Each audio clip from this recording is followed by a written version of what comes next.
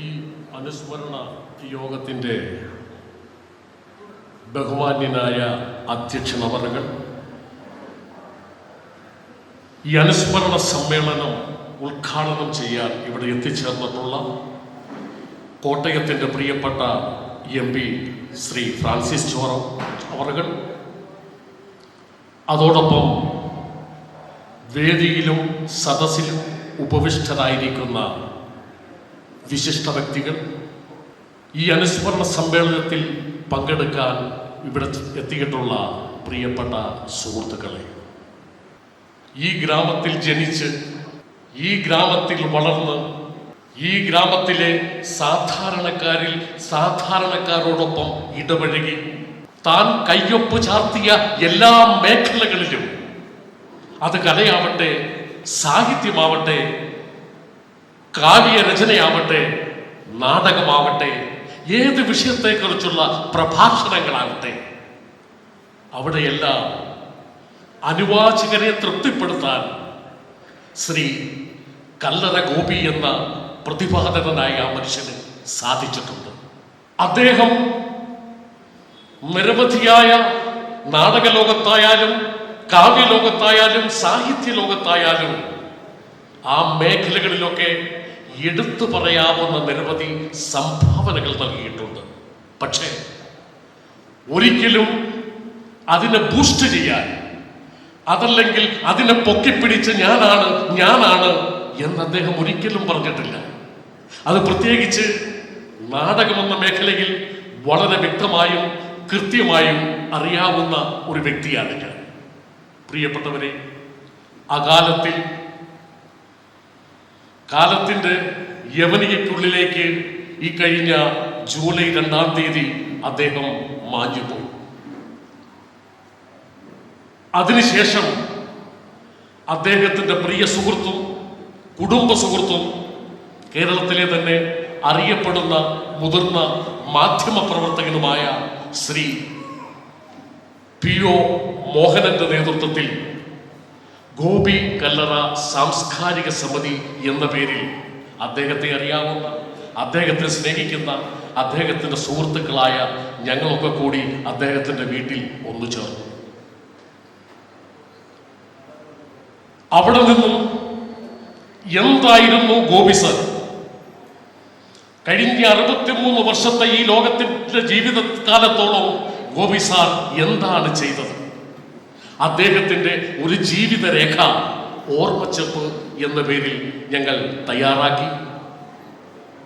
അദ്ദേഹത്തെ അറിയാവുന്ന, അതല്ലെങ്കിൽ അദ്ദേഹത്തിൻ്റെ രചനകളെ വായിച്ചിട്ടുള്ള, അതല്ലെങ്കിൽ അദ്ദേഹത്തിൻ്റെ കാവ്യങ്ങളെ ശ്രവിച്ചിട്ടുള്ള നിരവധി പേരിലേക്ക് ആ പുസ്തകം എത്തിക്കാൻ ഞങ്ങൾക്ക് സാധിച്ചു. അതിനുശേഷം നിരവധിയായ കർമ്മ പരിപാടികൾ ഗോപി കല്ലറ സാംസ്കാരിക സമിതി ആലോചിച്ചെങ്കിലും അതൊന്നും പ്രായോഗികമായി നടപ്പാക്കാൻ ഞങ്ങളെ കൊണ്ട് ഇതുവരെ സാധിച്ചിട്ടില്ല. അതിൽ പ്രധാനമായി ഒന്ന്, അദ്ദേഹം എഴുതിക്കൂട്ടിയ മനുഷ്യന്റെ മാത്രമല്ല, ഈ പ്രകൃതിയുടെ തന്നെ അതിജീവനത്തെക്കുറിച്ച്, അതിൻ്റെ നിലനിൽപ്പിനെ കുറിച്ച് വ്യാകുലപ്പെടുന്ന ഒരു പറ്റം ആൾക്കാരുടെ വേദനകൾ ഉൾപ്പെടെയുള്ള നിരവധി അദ്ദേഹത്തിൻ്റെ കാവ്യങ്ങൾ അദ്ദേഹത്തിൻ്റെ ഭവനമായ നിലാവിൻ്റെ അലമാരിയിൽ നിന്നിരിക്കുകയാണ്. അതോടൊപ്പം കല്ലറ ഗോപി സാംസ്കാരിക സമിതി ആലോചിക്കുന്ന മറ്റൊരു വിഷയമുണ്ട്. കാരണം ഗോപി കല്ലറ എന്ന നാടക പ്രവർത്തകനെ ഒരുപക്ഷെ അക്കാലത്തെ കേരളത്തിലെ എല്ലാ നാടക പ്രവർത്തകർക്കും സുപരിചിതരായിരുന്നു. കാരണം എവിടെയെല്ലാം അമച്വർ നാടക മത്സരങ്ങൾ ഉണ്ടായിരുന്നോ അവിടെയെല്ലാം കല്ലറയിൽ നിന്നും ഒരു കൂട്ടം ചെറുപ്പക്കാരെ കൊണ്ട്, അത് കാസർഗോഡായാലും തിരുവനന്തപുരത്തായാലും, അത്രയ്ക്കൊരു കമ്മിറ്റ്മെന്റ്, ഒരു സമർപ്പണം നാടകത്തോട് അദ്ദേഹത്തിനുണ്ടായിരുന്നു. ഇതെല്ലാം തന്നെ വിലയിരുത്തിക്കൊണ്ട് തന്നെ വരും ഭാവിയിൽ അധികം ദീർഘമില്ലാതെ തന്നെ ഗോപി സാറിന്റെ അലമാരകളിൽ ഇരിക്കുന്ന ആ കാവ്യങ്ങൾ ഉൾപ്പെടെ പ്രസിദ്ധീകരിക്കാനും ആ അക്ഷരക്കൂട്ടുകൾ, അക്ഷരമറിയാവുന്ന, അക്ഷരത്തെ ഇഷ്ടപ്പെടുന്ന അക്ഷരപ്രേമികളിലേക്ക് എത്തിക്കുവാനും ഗോപി കല്ലറ സാംസ്കാരിക സമിതി പ്രതിജ്ഞാബദ്ധരാണ്. അതോടൊപ്പം തന്നെ അകാലത്തിൽ പൊലിഞ്ഞുപോയ ആ പുണ്യാത്മാവിൻ്റെ ദീപ്തമായ ഓർമ്മകൾക്ക് മുമ്പിൽ നമിച്ചുകൊണ്ട് ഞാൻ എൻ്റെ ദൗത്യത്തിലേക്ക് കടക്കുകയാണ്. ഈ സാംസ്കാരിക സമ്മേളനത്തിൻ്റെ അധ്യക്ഷപദം അലങ്കരിക്കുന്ന കല്ലറ ഗ്രാമപഞ്ചായത്ത് പ്രസിഡന്റ് ശ്രീ ജോണി തോട്ടുക്കൽ അവരുകളെ ഏറെ സ്നേഹത്തോടെ ഏറെ ബഹുമാനത്തോടെ ഗോപി കല്ലറ സാംസ്കാരിക വേദിയുടെ പേരിലും ഇവിടെ കൂടിയിരിക്കുന്ന ഓരോരുത്തരുടെ പേരിലുമുള്ള സ്വാഗതം ഹൃദയപൂർവ്വം നേരുകയാണ്.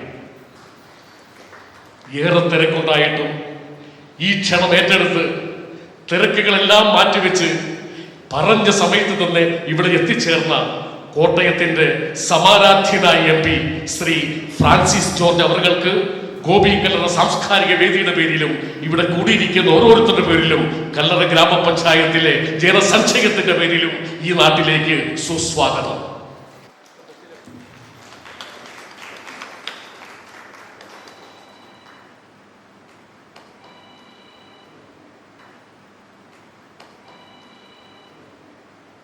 നമ്മുടെ ഈ പരിപാടിയിലേക്ക് മുഖ്യ പ്രഭാഷകനായി എത്തിച്ചേർന്നിരിക്കുന്നത് മറ്റാരുമല്ല, കേരളത്തിലെ അറിയപ്പെടുന്ന കീഴാളൻ പോലെയുള്ള, ഒരുപക്ഷെ ആ കവിത ഇറങ്ങിയ സമയത്ത് അക്കാലത്തെ യുവാക്കളുടെ ഹരമായിരുന്നു നമ്മുടെ പ്രിയപ്പെട്ട ഗ്രൂപ്പിയുടെ സ്ലൂമാർ സാറിന്റെ കീഴാളൻ. പല പ്രാവശ്യം എന്നെ പോലെയുള്ള കേട്ടുള്ള കവിതയാണ്. അത്രയ്ക്ക് പ്രഗത്ഭനായ ഒരു മഹാ സമ്പത്താണ് നമ്മുടെ ഈ പരിപാടിക്ക് മുഖ്യ പ്രഭാഷണത്തിന് എത്തിച്ചേർന്നിട്ടുള്ള പ്രിയപ്പെട്ട കവിക്ക് ശ്രീ കുരിപ്പുഴ ശ്രീകുമാർ സാറിന് ഈ യോഗത്തിന്റെ പേരിൽ ഞാൻ സ്വാഗതം നേരുകയാണ്. ഒരുപക്ഷെ ഗായത്രി വർഷ എന്ന പേര് നമുക്ക് സുപരിചിതമല്ല എങ്കിൽ കൂടി അവരെ നമുക്ക് ഏറെ പരിചയമാണ്. കാരണം വർഷങ്ങളായി മലയാള സീരിയൽ രംഗത്തും നിരവധി സിനിമകളിലും വളരെ വ്യത്യസ്തങ്ങളായ നിരവധി വേഷങ്ങൾ ചെയ്ത ഞങ്ങളുടെ ഈ അനുസ്മരണ സമ്മേളനത്തിലേക്ക് വന്നിട്ടുള്ള പ്രിയപ്പെട്ട ശ്രീമതി ഗായത്രി വർഷയെ ഈ യോഗത്തിന്റെ പേരിൽ ഞാൻ സ്വാഗതം ചെയ്യുന്നു.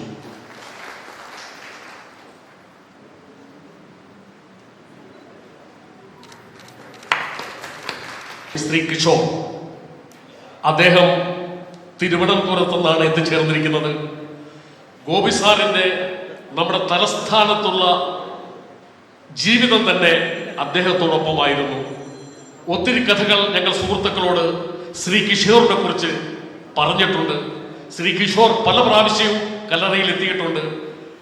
എങ്കിൽ കൂടി തിരുവനന്തപുരത്ത് നിന്നും ഈ പരിപാടിയിൽ എത്തിച്ചേരാൻ ഗോപി സാറിന്റെ കുടുംബ സുഹൃത്തു കൂടിയായ ശ്രീ കിഷോറിനെ ഈ വേദിയിലേക്ക് ഞാൻ ഇവിടെ കൂടിയിരിക്കുന്ന എല്ലാവരുടെയും പേരിൽ സ്വാഗതം ചെയ്യുന്നു.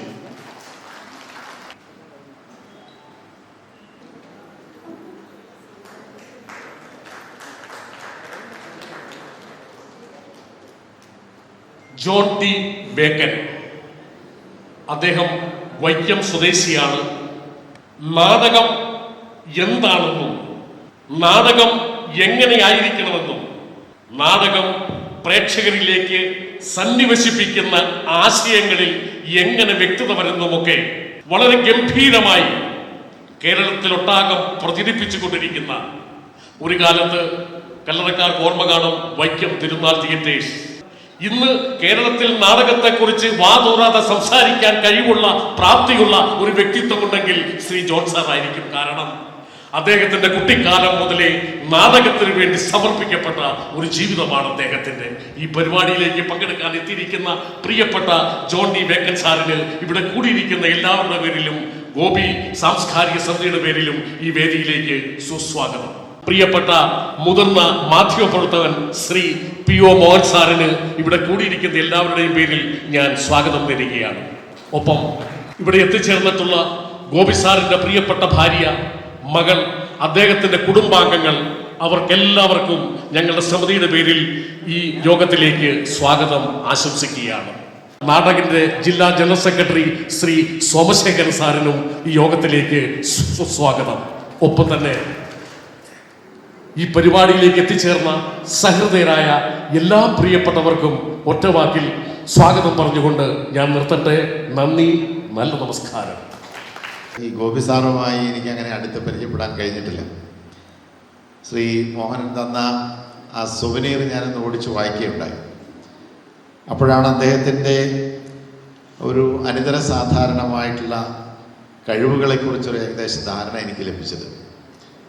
ഈ നാട്ടിൽ വർഷങ്ങൾക്ക് മുൻപ് 6 പതിറ്റാണ്ടുകൾക്ക് മുൻപ് ജനിച്ച് ഇവിടെ ഈ ഗ്രാമപ്രദേശമായ ഈ പ്രദേശത്ത് പഠനം നടത്തി അതിനുശേഷം സാഹിത്യരംഗത്തേക്ക് അതുപോലെ തന്നെ വിവിധ തലങ്ങളിൽ അദ്ദേഹത്തിൻ്റെതൊരു മൾട്ടി ഫാസറ്റഡ് പേഴ്സണാലിറ്റി എന്നൊക്കെ നമ്മൾ പറയുമല്ലോ, പല മേഖലകളിൽ അദ്ദേഹം കൈവയ്ക്കുകയും അതിലൊക്കെ പ്രാഗൽഭ്യത്തോടു കൂടി പ്രവർത്തിക്കുകയും ചെയ്ത ഒരു വ്യക്തിയാണെന്നാണ് ആ സുവനീർ വായിച്ചപ്പോൾ എനിക്ക് മനസ്സിലാക്കാൻ കഴിഞ്ഞത്. അധ്യാപകനായി, അതുപോലെ തന്നെ കവിയായി, നാടകകൃത്തായി, നടനായി, അങ്ങനെ സാഹിത്യവുമായി ബന്ധപ്പെട്ടുകൊണ്ടുള്ള എല്ലാ മേഖലകളിലും അദ്ദേഹത്തിന് പ്രവർത്തിക്കാനായിട്ട് കഴിഞ്ഞു. അനേകം സുഹൃത്തുക്കളെ അദ്ദേഹം സമ്പാദിച്ചു. ഏതാണ്ട് 10-40-ലേറെ പേർ അദ്ദേഹത്തെക്കുറിച്ചുള്ള അവരുടെ സ്മരണകൾ ആ സുവനീറിൽ എഴുതിയിട്ടുണ്ട്. എനിക്ക് പരിചയമുള്ള ശ്രീ ജോണി ലൂക്കോസും അതുപോലെ തന്നെ ശ്രീ മാധവന ബാലകൃഷ്ണപിള്ളയും അദ്ദേഹത്തെക്കുറിച്ച് എഴുതിയത് വായിച്ചപ്പോഴാണ് അദ്ദേഹത്തിൻ്റെ ആ ഒരു മഹാത്മ്യം, അദ്ദേഹത്തിൻ്റെ കഴിവുകൾ, അദ്ദേഹം വിവിധ മേഖലകൾ, സാഹിത്യ അതുപോലെ തന്നെ തുടങ്ങിയ ബന്ധപ്പെട്ട മേഖലകൾക്കൊക്കെ നൽകിയ വലിയ സംഭാവനകളെക്കുറിച്ചൊരു ഏകദേശ ധാരണ എനിക്ക് ലഭിച്ചത്. അങ്ങനെയുള്ള ഒരു എല്ലാവർക്കും പ്രിയങ്കരനായിരുന്ന, കണ്ടുമുട്ടുകയും പരിചയപ്പെടുകയും ചെയ്ത എല്ലാവരിലും നല്ല ഓർമ്മകൾ അവശേഷിപ്പിച്ച് കടന്നുപോയ ആ പ്രിയപ്പെട്ട അധ്യാപക ശ്രേഷ്ഠൻ്റെ ഓർമ്മ പുതുക്കുന്ന ഈ അവസരത്തിൽ എനിക്ക് തോന്നുന്നു എന്നേക്കാൾ കൂടുതലായിട്ട് അദ്ദേഹത്തെക്കുറിച്ച് കൂടുതൽ പറയാനും അദ്ദേഹത്തെ വളരെ അടുത്ത് പരിചയപ്പെടുകയും അദ്ദേഹം ഒരുമിച്ച് പ്രവർത്തിക്കുകയും ഒക്കെ ചെയ്ത ഒട്ടേറെ പേരാണ് വേദിയിലും സദസ്സിലുമെല്ലാം ഉള്ളത്. അവരാണ് അദ്ദേഹത്തെക്കുറിച്ച് ആധികാരികമായ ഒട്ടേറെ കാര്യങ്ങൾ പറയേണ്ടത്. നമ്മുടെ ഈ നാടിനെ സംബന്ധിച്ചിടത്തോളം തീർച്ചയായിട്ടും അദ്ദേഹത്തിൻ്റെ അകാലത്തിലുള്ള വേർപാട് വലിയൊരു നഷ്ടം തന്നെയാണ്. അതല്ലെങ്കിൽ ഒട്ടേറെ വരും തലമുറയിലെ ഒട്ടേറെ പേർക്ക് ഇതിനോടൊക്കെ അഭിരുചിയുള്ള, സാഹിത്യത്തോടും കലയോടുമൊക്കെ അഭിരുചിയുള്ള ഒട്ടേറെ പേരെ പരിശീലിപ്പിക്കാനും അവർക്ക് നല്ല വഴികൾ കാണിച്ചു കൊടുക്കാനും ആ രംഗത്തൊക്കെ അവർക്കൊരു മാർഗദീപമായി പ്രവർത്തിക്കാനൊക്കെ തീർച്ചയായിട്ടും അദ്ദേഹം ഉണ്ടായിരുന്നെങ്കിൽ കഴിയുമായിരുന്നു എന്നുള്ള കാര്യത്തിൽ സംശയമില്ല. അപ്പം അങ്ങനെയെല്ലാമുള്ള അദ്ദേഹത്തിൻ്റെ വേർപാട് തീർച്ചയായിട്ടും ഈ കല്ലറ ഗ്രാമത്തെ സംബന്ധിച്ചിടത്തോളം ഒരു നഷ്ടം തന്നെയാണ്. അദ്ദേഹത്തിന് പ്രവർത്തിക്കാൻ കഴിഞ്ഞ എല്ലാ മേഖലയിലും അനേകം സുഹൃത്തുക്കളെ അദ്ദേഹം സമ്പാദിച്ചിട്ടുണ്ട്. യാത്രകൾ അദ്ദേഹത്തിന് വളരെ ഇഷ്ടമായിരുന്നു എന്നാണ് ഞാൻ മനസ്സിലാക്കുന്നത്. അങ്ങനെ നാട് കാണാനും വിവിധ പ്രദേശങ്ങളിലെ ജനങ്ങളുമായി ഒക്കെ ഇടപഴകാനും അതെല്ലാം തൻ്റെ വിവിധങ്ങളായിട്ടുള്ള പ്രവർത്തനങ്ങൾക്ക് വേണ്ടി ഉപയോഗിക്കാനും ഒക്കെ അദ്ദേഹത്തിന് കഴിഞ്ഞിരുന്നു. വാസ്തവത്തിൽ പുതിയ തലമുറ കണ്ടു പഠിക്കേണ്ട ഒരു വ്യക്തിത്വമായിരുന്നു അദ്ദേഹം. ഇന്ന് നമ്മുടെ പുതുതലമുറയെ സംബന്ധിച്ചിടത്തോളം ഇങ്ങനെയുള്ള കാര്യങ്ങളിൽ നിന്നൊക്കെ വിട്ട് മറ്റ് താല്പര്യങ്ങളിലേക്ക് പോകുന്നതാണ് നമ്മൾ നിർഭാഗ്യകരമായി കാണുന്ന ഒരു കാഴ്ച. അപ്പം അങ്ങനെയുള്ള നമ്മുടെ പുതിയ തലമുറയ്ക്കൊക്കെ നല്ല ഒരു വഴി കാണിച്ചു കൊടുക്കാൻ തീർച്ചയായിട്ടും അദ്ദേഹം ഉണ്ടായിരുന്നെങ്കിൽ കഴിയുമായിരുന്നു എന്നുള്ള കാര്യത്തിൽ സംശയമില്ല. അദ്ദേഹത്തിൻ്റെ കുടുംബത്തെ സംബന്ധിച്ചിടത്തോളം വലിയ നഷ്ടമാണ് ഉണ്ടായിട്ടുള്ളത്. ഈ നാടിനെ സംബന്ധിച്ചിടത്തോളം വലിയ നഷ്ടമാണ് ഉണ്ടായിട്ടുള്ളത്. ഈ നാട്ടിലെ എല്ലാ വിഭാഗത്തിലുംപ്പെട്ട ജനങ്ങൾ അദ്ദേഹത്തെ സ്നേഹിച്ചിരുന്നു. അദ്ദേഹത്തിൻ്റെ ഓർമ്മ എല്ലാവരുടെയും മനസ്സിലുണ്ട് എന്ന് കാണിക്കുന്നതാണ് തീർച്ചയായിട്ടും ഈ പ്രതികരണങ്ങൾ കാണിക്കുന്നത്. അപ്പം അതുകൊണ്ട് ഇന്ന് ഈ അദ്ദേഹത്തിൻ്റെ ഓർമ്മ പുതുക്കുന്ന ഈ അവസരത്തിൽ പാവനമായ ആ സ്മരണയ്ക്ക് മുന്നിൽ ഞാനും നിങ്ങളോടൊപ്പം ചേർന്ന് ആദരാഞ്ജലികൾ അർപ്പിക്കുന്നു. അദ്ദേഹത്തിൻ്റെ ഓർമ്മ നിലനിർത്താനുള്ള വിവിധങ്ങളായിട്ടുള്ള പരിപാടികൾ ഈ സമിതി, ഈ കല്ലറയുമായി ബന്ധപ്പെട്ടുകൊണ്ട് പ്രവർത്തിക്കുന്ന ഈ സമിതിയുടെ ഭാഗത്തുനിന്ന് ഉണ്ടാകുമെന്ന് പ്രതീക്ഷിക്കുന്നു. ഏതൊക്കെ രീതിയിലാണ് അതുമായി സഹകരിക്കാൻ കഴിയുക, അതിനെ സഹായകരമാകാൻ കഴിയുക എന്നുള്ളത് തീർച്ചയായിട്ടും ഒരു ജനപ്രതിനിധി എന്നുള്ള നിലയിൽ എൻ്റെ ഭാഗത്തു നിന്നും എല്ലാ സഹകരണവും അങ്ങനെയുള്ള പ്രവർത്തനങ്ങൾക്കുണ്ടായിരിക്കും എന്നുകൂടി നിങ്ങളെ അറിയിച്ചുകൊണ്ട് ഞാൻ എൻ്റെ വാക്കുകൾ ചുരുക്കുന്നു. ഈ അനുസ്മരണ സമ്മേളനം നിങ്ങളുടെ എല്ലാം അനുമതിയോടുകൂടി അദ്ദേഹത്തിൻ്റെ പാവനമായ സ്മരണയ്ക്ക് മുന്നിൽ ആദരാഞ്ജലികൾ അർപ്പിച്ചുകൊണ്ട് ഔപചാരികമായി ഉദ്ഘാടനം ചെയ്തതായി അറിയിച്ചുകൊണ്ട് ഞാൻ എൻ്റെ ചുരുങ്ങിയ വാക്കുകൾ അവസാനിപ്പിക്കുന്നു. എല്ലാവർക്കും നമസ്കാരം.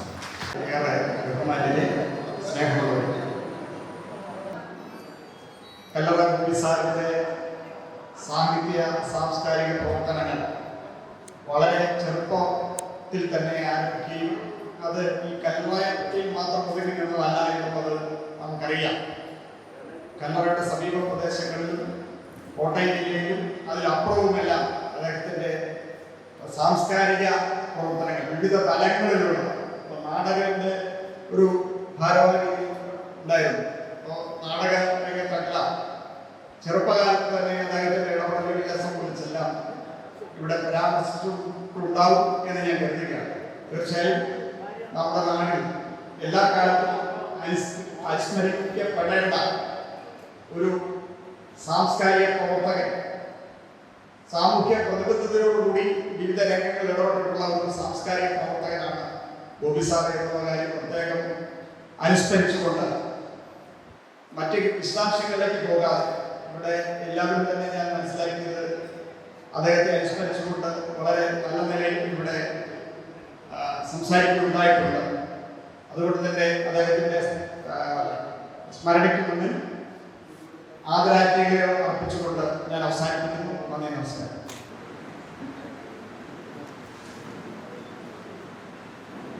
ആദരണീയനായ അധ്യക്ഷനും വേദിയിലും സദസ്സിലുമുള്ള എല്ലാവർക്കും എൻ്റെ ഏറ്റവും വിനീതമായ നമസ്കാരം. ഇവിടെ ഈ ഹാളിലിരിക്കുന്നവരിൽ ഭൂരിപക്ഷം ആൾക്കാരും കോട്ടയം ജില്ലയിൽ ഈ പ്രദേശത്തുള്ളവരാണ്. എന്നാൽ കുറച്ച് പേര് 3-4 ആളുകൾ കോട്ടയത്തിന് പുറത്തുനിന്ന് വന്ന് ഇവിടെ ഇരിക്കുന്നു.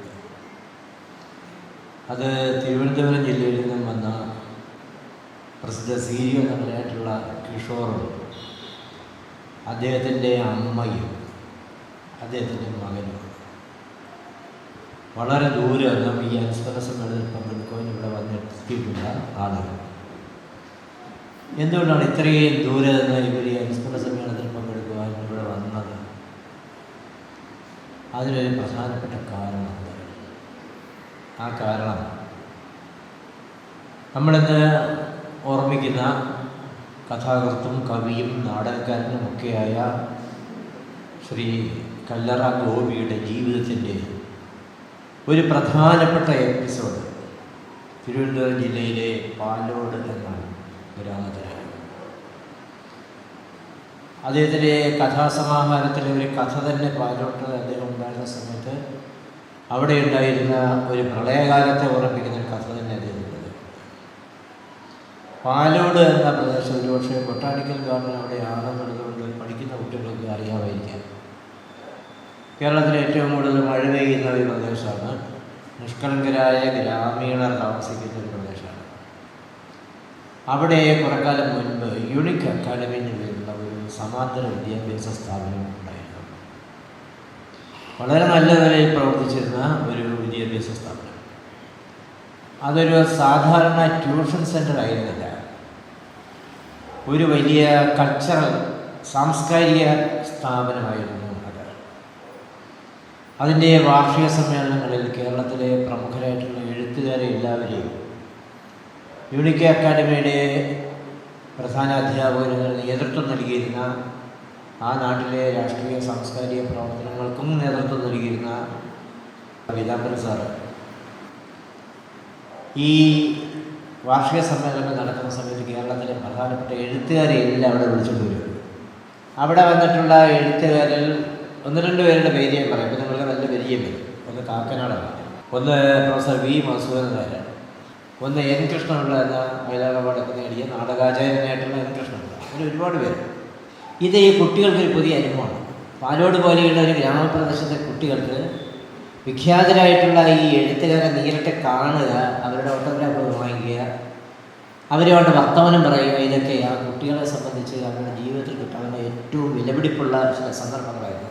അത് പീതാംബരൻ സാർ ഒരുക്കിക്കൊടുക്കുക. അവിടെ ഏറ്റവും മികച്ച അധ്യാപകരെയാണ് അദ്ദേഹം തെരഞ്ഞുപിടിച്ച് കണ്ടെത്തി അവിടെ പഠിപ്പിക്കാനാണ് നിയോഗിച്ചത്. അങ്ങനെ നിയോഗിക്കപ്പെട്ട ഒരു അധ്യാപകനായിരുന്നു അവിടെ കല്ലറ ഗോപി. അധ്യാപകനായിരുന്നെങ്കിൽ കൂടിയും വിദ്യാർത്ഥികൾക്കും ആ നാട്ടുകാർക്കും എല്ലാം തന്നെ പ്രിയപ്പെട്ട ഒരു സഹോദരനോ പ്രിയപ്പെട്ട സ്നേഹിതനോ ഒക്കെ ആയിട്ട് അദ്ദേഹം മാറി. ഇവിടെ നിങ്ങളിൽ ഉള്ളതുപോലെയുള്ള ഒരു വലിയ ഓർമ്മയുടെ തരംഗം പാലോട് പ്രദേശത്തുള്ളവർക്കും വിദ്യയെ സംബന്ധിച്ചിട്ടുണ്ട്. അതുകൊണ്ടാണ് വളരെ ദൂരെ നിന്നും ആ യൂണിക് അക്കാഡമി നടത്തിയ പീതാംബരൻ സാറിൻ്റെ മകനാണ് കിഷോർ. പീരാമൽ സാറിൻ്റെ ആദരണീയായ സഹധർമ്മിണിയാണ് അദ്ദേഹത്തിൻ്റെ അമ്മ, ഇവിടെ വന്നിരിക്കുന്ന മഹതിയായ സ്ത്രീ. കിഷോറിൻ്റെ മകനും വന്നിട്ടുണ്ട്. അപ്പോൾ അവിടെ നിന്ന് ഇവിടം വരെ വരണമെന്നുണ്ടെങ്കിൽ ആ ഓർമ്മയുടെ ബലം എത്രമാത്രം വലുതായിരിക്കണം. അദ്ദേഹം അവർക്ക് കൊടുത്ത, അല്ലെങ്കിൽ അവർ അദ്ദേഹത്തിന് കൊടുത്ത ആ മാനസികമായിട്ടുള്ള സ്നേഹ ബന്ധത്തിൻ്റെ ദൃഢത എത്രമാത്രം വലുതായിരിക്കണം എന്ന് നമുക്ക് തിരിച്ച് അറിയാൻ സാധിക്കും. 3 പ്രധാനപ്പെട്ട മേഖലകൾ അദ്ദേഹത്തിനുണ്ടായിരുന്നു. ഒന്ന് കഥയാണ്, നാടകമാണ്, ഏറ്റവും പ്രധാന നാടകമാണ്. പിന്നീട് കഥയെഴുത്താണ്, പിന്നീട് കവിത എഴുത്താണ്. അതുതന്നെ കവിതകൾ വളരെ ലളിതവും അതുപോലെ തന്നെ മനുഷ്യനിലേക്ക് അന്വേഷിച്ച് ചെല്ലുന്ന പ്രവണതയുള്ള കവിതകളാണ്. ചില കവിതകൾ അങ്ങനെയാണ്, മനുഷ്യൻ്റെ ഉള്ളിലേക്ക് അന്വേഷിച്ച് ചെല്ലുന്നു. മനുഷ്യൻ ആരാണ്, എന്താണ് ഈ മനുഷ്യൻ്റെ ചിന്തകളിലുള്ളത്, വേറെ ആളിൻ്റെ ചിന്തകളിലുള്ളത് എന്താണ് ഈ മനുഷ്യൻ്റെ മുഖത്ത് കണ്ണുനീരുണ്ടായിരിക്കുന്നത്, എന്താണ് ഈ മനുഷ്യൻ്റെ കണ്ണുകൾ നിറഞ്ഞിരിക്കുന്നത്, അതിനെക്കുറിച്ചൊക്കെ കവികൾ അന്വേഷിക്കും. ലോകത്തെവിടെയും യുദ്ധമുണ്ടാകുന്ന സമയത്ത് യുദ്ധത്തിൽ കൊല്ലപ്പെടുന്നവരോടൊപ്പം കവികളുണ്ടായിരിക്കും. അനാഥരാക്കപ്പെടുന്ന സ്ത്രീകളോടൊപ്പം കവികളുണ്ടായിരിക്കും. അനാഥരാക്കപ്പെടുന്ന കുഞ്ഞുങ്ങളോടൊപ്പം കവികളുണ്ടായിരിക്കും. വേറൊരാളുടെ വേദനയിൽ ഒപ്പം നിൽക്കുന്ന ആളാണ് കവി. വാൽമീകി എങ്ങനെയായിരുന്നു എന്ന് എല്ലാവർക്കും അറിയാം. വാൽമീകി കൊണ്ട് അദ്ദേഹത്തിൻ്റെ മഹത്തായ ഗ്രന്ഥം എഴുതിപ്പിച്ചത് ഇടപക്ഷികൾ ഒന്നിൻ്റെ മരണമാണ്. ഇത് തുടർന്ന് വരുന്നവരാണ് കവികൾ. ഈ തുടർന്ന് വരുന്ന കവികളുടെ എല്ലാ മാനസിക പ്രശ്നങ്ങളും, അതായത് അപരനോട് ഉള്ള ഒരു സ്നേഹവും അപരനെക്കുറിച്ചുള്ള ഒരു കരുതലും എല്ലാം ഈ കവിക്കുണ്ടായിരുന്നു. മഹാകവി വൈലപ്പള്ളി അദ്ദേഹത്തിൻ്റെ പ്രസിദ്ധമായ കൊറിയയിൽ സിയോളിൽ എന്ന കവിതയിൽ ഒരു യുദ്ധരംഗം വർണ്ണിക്കുന്നുണ്ട്. ആ യുദ്ധരംഗത്ത് അമേരിക്കൻ പട്ടാളക്കാർ കൊറിയയിൽ നടത്തുന്ന യുദ്ധമാണ്. ആ യുദ്ധത്തിൻ്റെ ഒരു ക്യാമ്പിലേക്ക് ഓരോ കൊറിയക്കാരനെയും വിളിച്ചുകൊണ്ട് നിർത്തിയിരിക്കുകയാണ്. ഓരോരുത്തരോട് ചോദിക്കും, ഓരോ ചോദ്യങ്ങൾ ചോദിക്കും. അവർ ചിലപ്പോൾ ഉത്തരം പറയും, ചിലപ്പോൾ ഉത്തരം പറഞ്ഞില്ലെന്ന് വരും. എന്തായാലും വെടിവെച്ച് കൊല്ലുകയും ചെയ്യും. അങ്ങനെ ഒരുമിച്ച് വെടിയേറ്റ് മരിക്കാനായി നിൽക്കുന്ന ഈ പൗരന്മാരുടെ നിരയിലേക്ക് ഒരു യുവതിയായ അമ്മയുടെ തോളിലെ ഏറാപ്പ് തൊട്ടിലിൽ അവരുടെ ഏറ്റവും കുഞ്ഞായിട്ടുള്ള പാലോടി മാറാത്ത കുഞ്ഞുണ്ട്. ഈ സ്ത്രീ മുന്നോട്ട് ചെന്നപ്പോൾ പട്ടാളക്കാരെ ചോദിച്ചു. ആ ചോദ്യത്തിൻ്റെ മറുപടിയിലൂടെയാണ് ആ ചോദ്യം എന്തായിരുന്നു എന്ന് നമുക്ക് മനസ്സിലാക്കാൻ സാധിക്കുന്നത്. വൈലപ്പള്ളി പറയുന്നത്, ഞാനൊരു തെറ്റും ചെയ്തിട്ടില്ല, പക്ഷേ എൻ്റെ ഭർത്താവ് ഒരു കമ്മ്യൂണിസ്റ്റുകാരനാണ്. അദ്ദേഹത്തെ നിങ്ങൾക്ക് പിടികിട്ടിയില്ല, അതാണല്ലോ നിങ്ങളുടെ പ്രശ്നം. എൻ്റെ നെഞ്ചിലേക്ക് വെടിവെക്കുക, അവിടെ ഇരിപ്പുണ്ട് അദ്ദേഹം. പട്ടാളക്കാരൻ ഇത് സാഹിത്യമാണെന്നും വിചാരിച്ചില്ല. നേരെ പട്ടാളക്കാരൻ നെഞ്ചത്തേക്ക് തന്നെ വെടിവെച്ചു. അമ്മ മരിച്ചു വീണു. അവിടെ വൈലപ്പള്ളി ഇടപെടുന്ന ഒരു രീതിയുണ്ട്. വൈലപ്പള്ളി പറയുന്നത്, അമ്മ ഇങ്ങനെ മരിച്ചു വീണു, കുഞ്ഞ് മരിച്ചിട്ടില്ല. അപ്പോൾ ഏറാപ്പ് തൊട്ടുള്ള കുഞ്ഞിങ്ങനെ ഭയങ്കരമായിട്ട് നിലവിളിക്കുന്നുണ്ട്. വൈലപ്പള്ളി കവിത അവസാനിപ്പിക്കുന്നത്, അലറുന്ന കുഞ്ഞിനെ ചെന്ന് ഏറ്റെടുക്കുവാൻ അരികിൽ ഞാനും ഉണ്ടായിരുന്നു എന്ന് പറഞ്ഞിട്ട്. വൈലപ്പള്ളി പക്ഷേ തൃശ്ശൂർ ദേവസ്വം ബോർഡ് കോർപ്പറേഷൻ താമസിക്കുന്ന ഒരാളാണ്. അധികം കൊറിയയിലെങ്കിലും പോയിട്ടില്ല. പക്ഷേ കൊറിയയിൽ ഒരമ്മയ്ക്ക് ദുരന്തമുണ്ടായപ്പോൾ ആ അമ്മയുടെ കുഞ്ഞിനെ ഏറ്റെടുക്കുവാൻ ഞാൻ കൂടി അവിടെ ഉണ്ടായിരുന്നു എന്ന് പറയുന്നതാണ് കവി. ഈ ഒരു സാംസ്കാരിക ഔന്നത്യം ഈ കവി സൂക്ഷിച്ചിട്ടുണ്ട്. അദ്ദേഹത്തിൻ്റെ കവിതകൾ അതിന് തെളിവായിട്ട് ഉള്ളതാണ്. അദ്ദേഹത്തിൻ്റെ ഒരു കവിത നിങ്ങൾക്ക് അത് ഈ ഓർമ്മച്ചപ്പിലൂടെ വായിക്കാൻ കിട്ടുന്ന ഒരു കവിതയാണ്. ഞാനതിലെ ചില വരികൾ, ആ കവിത തന്നെ വായിച്ചു. ചെറിയ കവിത, തർപ്പണം. ദുരന്തങ്ങളുടെ നടപ്പാതകൾ ഇറങ്ങുകയാണ് ഞാൻ അവസാനത്തെ പ്രളയത്തിലേക്ക്. കാൽവയ്ക്കാൻ ഒരിടമില്ല, അന്ത്യപ്രളയത്തിന് ശേഷം ശൂന്യത. പക്ഷേ അവിടേക്കെങ്കിലും ഞാൻ ഒറ്റയ്ക്കാവില്ലല്ലോ. ചന്ദനവിറകോ ചമതയോ വാസനദ്രവ്യങ്ങളോ വേണ്ട. വിലകെട്ട ഒരു ശരീരത്തിന് എന്തിനീ വിലയുള്ള സാമഗ്രികൾ? മീൻ കൊത്തുന്ന ആഹാരങ്ങളാൽ പൊതിഞ്ഞ് കടലിലൊഴുക്കുക. ഉള്ളിലെ മഹാസമുദ്രത്തിൽ ഞാൻ സൂക്ഷിച്ചതെല്ലാം മീനുകൾ തിന്ന് തിമിർക്കട്ടെ. ഇത് അദ്ദേഹത്തിൻ്റെ വ്യക്തിപരമായ ഒരു ജീവിത കഥയല്ല, ജീവിത കവിതയല്ല. ഇത് വേറൊരു മനുഷ്യൻ എന്ന് പറയുന്ന മൊത്തത്തിലുള്ള ഒരു സമ്പൂർണ്ണതയെ നോക്കി അദ്ദേഹം പറയുന്നതാണ്. എന്തിനാണ് നമ്മൾ ദഹിപ്പിക്കുന്ന സമയത്ത്, അവസാന യാത്രയായിട്ട് നടക്കുന്ന സമയത്ത് വാസനദ്രവ്യങ്ങൾ ഉപയോഗിക്കുന്നത്? ചന്ദനവിറക് വേണ്ട, ചമത വേണ്ട, വാസനദ്രവ്യങ്ങളോ വേണ്ട. എൻ്റെ ശരീരം വിലപ്പെട്ട ശരീരമാണ്, അവിടത്തേക്ക് വിലയുള്ള സാമഗ്രികളൊന്നും വേണ്ട. ഇദ്ദേഹത്തെ സ്വാധീനിച്ചത് എനിക്ക് തോന്നുന്നത് അവൈലബിൾ തന്നെയാണ് എന്ന് എനിക്ക് തോന്നുന്നത്. ഇതിൻ്റെ വളരെ പ്രസിദ്ധമായ അരിയില്ലഞ്ഞിട്ട് എന്ന കവിത നിങ്ങൾ ചിലരെങ്കിലും ഓർക്കുന്നുണ്ടാകും. ഒരാൾ മരിച്ചു, അയാളുടെ ശവശരീരം അടക്കാനായിട്ട് അയലത്തുള്ളവരെല്ലാവരും കൂടി ഓടിക്കൂടി. ചിലർ മാവ് വെട്ടുന്നുണ്ട്, ചിലർ വേലി അയച്ചുകൊണ്ട് വരുന്നുണ്ട്. അങ്ങനെ ചിതയെല്ലാം ഒരുക്കി കഴിഞ്ഞപ്പോൾ ഒരാൾ ഉള്ളിലേക്ക് ചെന്ന് ആ വീട്ടമ്മയോട് പറഞ്ഞു, എല്ലാ കാര്യങ്ങളും ശരിയായിട്ടുണ്ട്, ഇനി ഇദ്ദേഹത്തിന് വായ്ക്കലിടേണ്ട കാര്യമുണ്ട്, അതിനായിട്ട് അല്പം അരി വേണം എന്ന് പറഞ്ഞു. അപ്പോൾ ഈ വീട്ടമ്മ പറയുന്നൊരു മറുപടിയുണ്ട്, അരി ഉണ്ടായിരുന്നെങ്കിൽ അദ്ദേഹം മരിക്കില്ലായിരുന്നല്ലോ എന്ന്. ഈ ഒരു ചിന്ത എന്തിനാണ് ഈ അനാവശ്യമായിട്ടുള്ള വാസനദ്രവ്യങ്ങളും ചന്ദനമുട്ടികളും എല്ലാം നിറയ്ക്കുന്നത്? എൻ്റെ ശരീരം ഇങ്ങനെയുള്ളൊരു ശരീരമാണ്, അതിലേക്ക് നിങ്ങൾ ആർഭാടങ്ങളൊന്നും കൊണ്ടുവരേണ്ട യാതൊരു കാര്യവുമില്ല. ഞാൻ സാധാരണ മനുഷ്യനാണ്, എന്നെ കടലിൽ ഒഴുക്കുക, കടലിലെ മത്സ്യങ്ങൾക്ക് വിശക്കുന്നുണ്ടാകും, ആ മത്സ്യങ്ങൾക്ക് ഞാൻ ആഹാരമായിരുന്നുള്ള ഒരു കവിയും മനുഷ്യനെ മാത്രം ലക്ഷ്യപ്പിക്കുന്ന ഒരാളല്ല. അയാളുടെ ലക്ഷ്യങ്ങളിൽ, അയാളുടെ ശ്രദ്ധകളിൽ മത്സ്യമുണ്ട്, പക്ഷിയുണ്ട്, ചെറിയ ജീവികളുണ്ട്, മരങ്ങളുണ്ട്, ജലമുണ്ട്, മഴയുണ്ട്, എല്ലാം തന്നെയുണ്ട്, മണ്ണുണ്ട്. അങ്ങനെയുള്ള ഒരു കവിയായിരുന്നു അദ്ദേഹം. അദ്ദേഹത്തിൻ്റെ ഈ പ്രളയമായിട്ട് പാലോട് നടന്ന വെള്ളപ്പൊക്കമായിട്ട് ബന്ധപ്പെടുന്ന ഒരു കഥ നിങ്ങൾക്ക് ഒരു പക്ഷേ അദ്ദേഹത്തിൻ്റെ പുസ്തകത്തിൽ വായിക്കാൻ കഴിയും. നാടകം നിങ്ങൾക്ക് സുപരിചിതമാണ്. എനിക്ക് വേറൊരു വിഷയമാണ് പറയാനുള്ളത്. അതായത് ഒരു നാടകപ്രേമി എന്തിനാണ് ജയിലിലേക്ക് പോകുന്നത്? അത് സാധാരണ സംഭവമല്ലേ. ജയിലിലേക്ക് പോകുന്നത് എന്തുകൊണ്ടാണ്? ഒരു പക്ഷേ ജയിലിൻ്റെ വാതിലുകൾ തുറന്നു വയ്ക്കുവാനുള്ള സന്നദ്ധതയോടുകൂടി ആളുകൾ കാത്തിരുന്ന ദിവസങ്ങളാണ് കഴിഞ്ഞു പോയത്. വടക്കേ ഇന്ത്യയിലെ ജനങ്ങൾക്ക് നമ്മളെപ്പോലെയുള്ള സാക്ഷരതയും 3 നേരം കുളിക്കുന്ന ശീലമൊന്നും ഇല്ലാത്തതുകൊണ്ട് ഒരു മതഭരണകൂടത്തിന് 3/2 ഭൂരിപക്ഷം കിട്ടാതെയായി എന്ന് മാത്രമാണ് കിട്ടിയത്. അങ്ങനെ കിട്ടിയിരുന്നെങ്കിൽ എന്ത് സംഭവിക്കുമായിരുന്നു? ഇന്ത്യ ഒരു മതരാജ്യമായി മാറുമായിരുന്നു. നമ്മുടെ ഭരണഘടന അനുസരിച്ച് നമ്മൾ മതരാജ്യമല്ല, സെക്കുലർ രാജ്യമാണ്, ഒരു മതേതര രാജ്യമാണ്. ഇവിടെ എല്ലാ മതത്തിൽപ്പെട്ടവർക്കും സന്തോഷത്തോടെ ജീവിക്കാൻ സാധിക്കണം, അതിനുള്ള അവകാശം അവർക്കുണ്ട്. എല്ലാ വിശ്വാസികൾക്കും സന്തോഷിക്കാൻ സാധിക്കണം, അവർക്ക് ഒരുപോലെ ജീവിക്കാൻ സാധിക്കണം. അതിനുള്ള സന്ദർഭം ഇന്ത്യൻ ഭരണഘടന നമുക്ക് തന്നുണ്ട്. ഇനി വിശ്വാസമില്ലാത്തവരുണ്ടെങ്കിലോ, ഇന്ത്യയിലെ ആദ്യത്തെ പ്രധാനമന്ത്രി ജവഹർലാൽ നെഹ്റു ഈശ്വര വിശ്വാസിയായിരുന്നില്ലല്ലോ. അദ്ദേഹത്തിനടക്കം ഇങ്ങേയറ്റമുള്ള നിരീശ്വരവാദിയായ ഞാനടക്കമുള്ള ആളുകൾക്ക് ജീവിക്കുവാനുള്ള സന്ദർഭം, അവകാശം ഭരണഘടന തരുന്നുണ്ട്. ഈ ഭരണഘടന നിലനിർത്താതെ വേറെ ഒരു രാജ്യത്തിൻ്റെ ഒരു മതരാജ്യമായിട്ട് മാറുമായിരുന്നു വടക്കേ ഇന്ത്യയിലെ നിരക്ഷരരായ ജനങ്ങൾ സഹായിച്ചില്ലായിരുന്നെങ്കിൽ.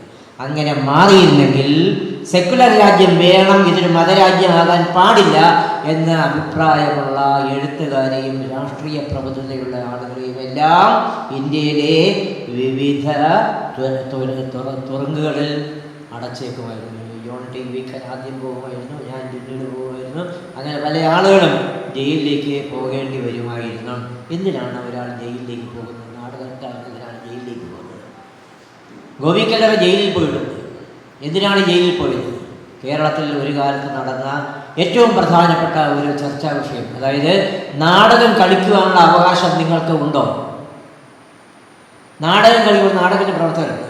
നാടകം കളിക്കുവാനുള്ള അവകാശം നാടക സ്നേഹികൾക്കുണ്ടോ? അവകാശം ഇല്ല എന്ന് പറഞ്ഞ ഒരു മത ആധിപത്യത്തിനെതിരെയുള്ള ഒരു സമരം കേരളം കണ്ടതാണ്. PM ആൻ്റണി എന്ന ഒരു നാടകക്കാരൻ, അദ്ദേഹത്തിൻ്റെ ആലപ്പുഴയിലുണ്ടായിരുന്ന സൂര്യകാന്തി തിയേറ്റേഴ്സ് എന്ന നാടക പ്രസ്ഥാനം, ഈ നാടക പ്രസ്ഥാനത്തിന് വേണ്ടിയിട്ട് PM ആൻ്റണി കസാൻസാക്കിസ് എന്ന ഗ്രീക്ക് എഴുത്തുകാരൻ്റെ ഒരു പുസ്തകത്തെ, ലാസ്റ്റ് ടെംപ്റ്റേഷൻ ഓഫ് ക്രൈസ്റ്റ് എന്ന പുസ്തകത്തെ അവലംബിച്ച് ഒരു നാടകം ഉണ്ടാക്കുന്നു. ക്രിസ്തുവിൻ്റെ 6-ാം തിരുമുറി എന്ന നാടകം. ക്രിസ്തുവിൻ്റെ 6-ാം തിരുമുറി എന്ന നാടകം കുറച്ച് സ്ഥലങ്ങളിൽ മാത്രം അപൂർവം ചില ആളുകളാണ് കണ്ടിട്ടുള്ളത്. പക്ഷേ ചില ആളുകൾക്ക് അത് സഹിച്ചില്ല. ഈ നാടകം ക്രിസ്തുവിനെ ആക്ഷേപിക്കുന്നതാണ്, അതുകൊണ്ട് ഈ നാടകം നിരോധിക്കണമെന്ന് പറഞ്ഞിട്ട് കേരളത്തിൽ വലിയ കോലാഹലങ്ങളുണ്ടായി. നാടകം കണ്ടിട്ടില്ലാത്ത പുരോഹിതന്മാരും കന്യാസ്ത്രീകളും കുഞ്ഞുങ്ങളും കുട്ടികളും എല്ലാവരും കൂടി തെരുവിലിറങ്ങി ഈ നാടകം നിരോധിക്കണം എന്ന് പറഞ്ഞു. കേരളത്തിൻ്റെ ചരിത്രത്തിൽ ആദ്യമായി ഒരു നാടകകൃത്തും ആ നാടകത്തിൻ്റെ കൂടെയുള്ള നാടക സംഘാംഗങ്ങൾ കൂടി കയ്യിൽ അണിഞ്ഞുകൊണ്ട് ഞങ്ങൾക്ക് ആവിഷ്കരിക്കാനുള്ള സ്വാതന്ത്ര്യം വേണം, ഫ്രീഡം ഓഫ് എക്സ്പ്രഷൻ ഞങ്ങൾക്ക് അവകാശപ്പെട്ടതാണ് എന്ന് പറഞ്ഞുകൊണ്ട് ആലപ്പുഴ നഗരത്തിലൂടെ പ്രകടനം നടത്തി. മാതൃഭൂമി ദിനപത്രത്തിൻ്റെ ഒന്നാമത്തെ വാർത്തയായിരുന്നു അന്ന് ഇത്. ആ നാടകം നിരോധിക്കപ്പെടുകയുണ്ടായി. 6-ാം തിരുവരവ് എന്ന നാടകം കാണുവാനുള്ള അവകാശം നമുക്ക് നിഷേധിക്കപ്പെടും. നിങ്ങളിൽ ആരും ആ നാടകം കണ്ടുണ്ടാവാൻ സാധ്യതയില്ല. നമുക്ക് നാടകം കാണുവാനുള്ള നമ്മുടെ അവകാശത്തെ, നാടക സ്നേഹി എന്നുള്ള നിലയ്ക്ക് നമുക്ക് നാടകം കാണാനുള്ള അവകാശമുണ്ടല്ലോ. നാടകം കണ്ടാണല്ലോ നമ്മൾ വളർന്നത്. KPSCയുടെ നിങ്ങളെ കമ്മ്യൂണിസ്റ്റാക്കി അടക്കമുള്ള നാടകങ്ങൾ കേരളത്തിലെ ആയിരക്കണക്കിന് വേദികളിൽ കളിച്ചതാണല്ലോ. അതെല്ലാം കണ്ട് വളർന്നൊരു സംസ്കാരമാണല്ലോ നമ്മളെ ഉത്ബുദ്ധരാക്കിയിട്ടുള്ളത്, നമ്മളെ ഉണർത്തിയെടുത്തിട്ടുള്ളത്. അങ്ങനെയുള്ള നമ്മൾക്ക് ഈ നാടകം കാണുവാനുള്ള സന്ദർഭം നിഷേധിച്ചിരിക്കുന്നു. ഇത് നിഷേധിച്ച സമയത്ത് കേരളത്തിൽ ഒരു വലിയ പ്രചരണമുണ്ടായി. അത് ആവിഷ്കാര സ്വാതന്ത്ര്യത്തിന് വേണ്ടിയുള്ള വലിയ സമരമായിരുന്നു. ആവിഷ്കാര സ്വാതന്ത്ര്യത്തിന് വേണ്ടിയുള്ള സമരത്തിൻ്റെ വലിയൊരു കൂട്ടായ്മ ഉണ്ടായത് തൃശ്ശൂരിൽ തേക്കിൻകാട് മൈതാനത്ത് ആയിരുന്നു.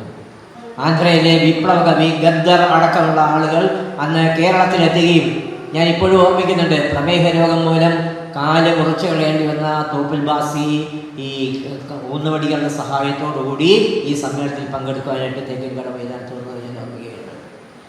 അതിനെ തുടർന്ന് കേരള വ്യാപകമായിട്ട് പ്രതിഷേധ പ്രകടനങ്ങളും ചർച്ചകളും സിമ്പോസിയങ്ങളും ഉണ്ടായി. കോട്ടയത്ത് നടന്ന ഒരു ചർച്ചയ്ക്ക് ശേഷം ഈ ചർച്ചയിൽ പങ്കെടുത്ത കുറേ ആളുകൾ ആ നഗരത്തിലൂടെ ഒരു പ്രകടനം നടത്തിയാണ്. പ്രകടനത്തെ പോലീസ് തടയുന്നു. ആ പ്രകടനത്തിൽ പങ്കെടുത്ത ആളുകളെ അറസ്റ്റ് ചെയ്യുന്നു, ലോക്കൽ അടയ്ക്കുന്നു. 10-15 ദിവസം കല്ലറ ഗോപി അടക്കമുള്ള നാടകപ്രേമികൾ ജയിലിൽ സർക്കാരിൻ്റെ അതിഥികളായിരുന്നു. ഈയിടയ്ക്ക് അന്തരിച്ചുപോയ KKS ദാസ് എന്ന വിപ്ലവകാരിയായ കവിയും ഈ കൂട്ടത്തിലുണ്ടായിരുന്നു. അവരൊക്കെ അന്ന് രാഷ്ട്രീയം മാത്രമല്ല ജയിലറയിൽ ചർച്ച ചെയ്ത് സാംസ്കാരിക കാര്യങ്ങൾ, കലാപരമായ കാര്യങ്ങൾ, സാഹിത്യത്തിൻ്റെ കാര്യങ്ങൾ, ഇതെല്ലാമാണ് അന്ന് അവർ ചർച്ച ചെയ്തത്. അപ്പോൾ ഒരു നാടകക്കാരന് ജയിലിൽ പോകേണ്ടി വരുന്ന ഒരു അവസ്ഥ ഉണ്ടായ സമയത്ത് മാറി നിന്ന ഒരാളായിരുന്നില്ല അദ്ദേഹം. അതിന് പകരം അദ്ദേഹവും ആ പ്രസ്ഥാനവുമായിട്ട് ബന്ധപ്പെടുകയും ആളുകൾക്ക് നാടകം കളിക്കുവാനുള്ള അവകാശമുണ്ട് എന്നുള്ള വാദം ഉന്നയിച്ചുകൊണ്ട് പോലീസിൻ്റെ ഭീഷണിക്കെതിരെ, നിരകൾക്കെതിരെ പോരാട്ടക്കാരനായിട്ട് മുന്നോട്ട് പോയി. അഭിമാനിക്കണം, ഞാൻ നിങ്ങൾ അടങ്ങുന്ന സമയമായി നിർത്താൻ.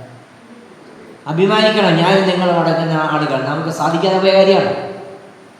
നമുക്കെന്ത് സാധിച്ചുകൊണ്ട് നമ്മളെന്ത് എങ്ങനെയുള്ള ജനതയാണ്, എന്തുമായിട്ടും കോംപ്രമൈസ് ചെയ്യുന്ന ജനതയാണ് നമ്മൾ. എന്ത് കാര്യമായിട്ടും കോംപ്രമൈസ് ചെയ്യും. എത്ര തവണ ഗ്യാസിൻ്റെ പാചകവാതകത്തിൻ്റെ വില കൂട്ടിയാലും നമ്മൾ സമരത്തിനില്ല. പകരം എങ്ങനെയെങ്കിലും പൈസ കടം വാങ്ങിച്ച് നമ്മൾ ഗ്യാസ് വാങ്ങിച്ചുകൊണ്ടേയിരിക്കും. എത്ര തവണ ബസ് ഫെയർ കൂട്ടിയാലും ട്രെയിൻ ഫെയർ കൂട്ടിയാലും നമ്മൾ അതിനെല്ലാം അഡ്ജസ്റ്റ് ചെയ്തുകൊണ്ടേയിരിക്കും. ഇങ്ങനെ അഡ്ജസ്റ്റ് ചെയ്യുന്നൊരു സമൂഹമാണ് നമ്മൾ. അതുകൊണ്ട് നമ്മൾക്ക് ഇദ്ദേഹം ഒരു പാഠമാണ്.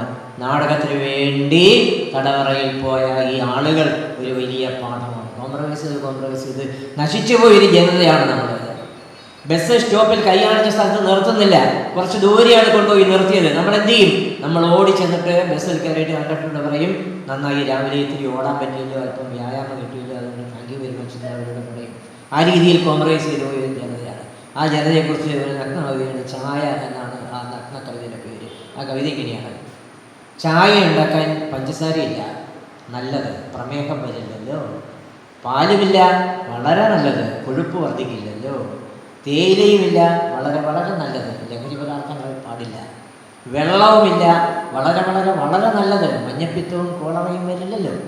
ഇങ്ങനെ അഡ്ജസ്റ്റ് ചെയ്യുന്ന സന്ധി ചെയ്തൊരു മനസ്സാണ് നമ്മളുള്ളതെങ്കിൽ നമ്മൾ സങ്കല്പ ഗ്യാസ് കൊണ്ട് ചപ്പാത്തി ഉണ്ടാക്കേണ്ടതായിട്ട് വരും, സങ്കല്പ വണ്ടിയിൽ കയറി സഞ്ചരിക്കേണ്ടതായിട്ട് വരും, സങ്കല്പ സാരി ഉടുത്തുകൊണ്ട്, സങ്കല്പ ഷർട്ട് ഇട്ടുകൊണ്ട് യാത്ര ചെയ്യേണ്ടതായിട്ട്, ജീവിക്കേണ്ടതായിട്ട് വരും. സന്ധി ചെയ്യുന്ന ഒരു തലമുറയാണ് നമ്മളെങ്കിൽ. സന്ധി ചെയ്യാത്ത അപൂർവം ആളുകൾ നമ്മുടെ സമൂഹത്തിലുണ്ടായിരുന്നു. അങ്ങനെ വിചാരങ്ങളിൽ, ആശയങ്ങളിൽ സന്ധി ചെയ്യാത്ത ഒരാളിനെ കുറിച്ച് ആണ് നമ്മൾ ഈ ദിവസം ഓർമ്മിക്കുന്നത്. അദ്ദേഹത്തിൻ്റെ ദീപ്തമായ ഓർമ്മിക്കൽ എന്നോട് വളരെ സ്നേഹത്തോടെ പെരുമാറിയ ഒരാളാണ്. തിരുവനന്തപുരത്ത് വെച്ച് കുറച്ചധികം സന്ദർഭങ്ങൾ അധികമായിട്ട് ഒന്നിച്ചിരിക്കാനും വർത്തമാനം പറയാനും എല്ലാം എനിക്ക് സാധിച്ചിട്ടുണ്ട്. അതുമാത്രമല്ല, ഞാനിവിടെ അടുത്തൊരു സ്കൂളിൽ മീറ്റിങ്ങിന് വന്ന സമയത്ത് അന്ന് ഞാൻ ഈ ഹിന്ദു മത തീവ്രവാദികളുടെ ഭീഷണി നേരിടുന്നൊരു സമയമാണ്. ഈ ഒരുപാട് പോലീസുകാരുടെ 19 പോലീസുകാരുടെ കമ്പനിയോടെയാണ് ഞാൻ ഇവിടെ ഒരു സ്കൂളിൽ വർത്തമാനം പറയാനായിട്ട് വന്നത്. അന്ന് എന്നെ ഈ ജംഗ്ഷനിൽ കാത്തു നിന്നതും അദ്ദേഹത്തിൻ്റെ വീട്ടിൽ കൊണ്ടുപോയതും എനിക്ക് ആഹാരം തന്നതും എല്ലാം ഞാൻ ഓർമ്മിക്കുന്നു. നമുക്ക് നഷ്ടപ്പെട്ടു പോയ ഒരു വലിയ കണ്ണിയാണ് അദ്ദേഹം. നിങ്ങളൊക്കെ ശ്രദ്ധയോടെ ഇരിക്കുന്ന കാണുമ്പോൾ എനിക്ക് കണ്ടു ചൊല്ലണം എന്ന് തന്നെയാണ് തോന്നുന്നത്. അഷ്ടമുടിക്കായലിലുള്ള ഒരു ദ്വീപാണ് ഫാത്തിമ തുരുത്ത്. ഫാത്തിമ തുരുത്തിനെ കുറിച്ചുള്ളൊരു കവിത. ഇത് മെയിൻലാൻഡിൽ നിന്നും മാറി താമസിക്കേണ്ടി വരുന്ന ജനങ്ങൾ, അവിടുത്തെ പ്രകൃതി, ഇതൊക്കെയാണ് ഈ കവിതയിലുള്ളത്. ഫാത്തിമ തുരുത്ത്. ഫാത്തിമ തുരുത്തിലൊന്നു പോകണം, രാത്രി വഞ്ചിയിൽ നിലാവ് കാണണം, പൂക്കളോട് പൂക്കളെ തിരക്കണം, രാക്കിളിക്ക് കൂട്ടുപാട്ട് പാടണം, കായലിൽ കിനാവ് കണ്ടു പായുമാ പായൽ മാലയിട്ട കുപ്ലി മീനിനെ പുതിലാ വല വിരിച്ചിണക്കുവാൻ ഫാത്തിമത്തുരുത്തിലൊന്നു പോകണം. മുള്ളുവേങ്ങകൾ മഴപ്പെരുമ്പറ മുന്നണിച്ചെടിക്ക് ചൊല്ലിയാടുമ്പോൾ പട്ടണം പറന്നു കണ്ട പക്ഷിയായി ഫാത്തിമത്തുരുത്തിലൊന്നു പോകണം. രോഗബാധിതർ കിടന്ന് അലറുമാ കൂരകൾക്ക് കൈവിളക്ക് നൽകുവാൻ ജീവിതൌഷധം നിറച്ച സ്നേഹമേ ഫാത്തിമത്തുരുത്തിലൊന്നു പോകണം.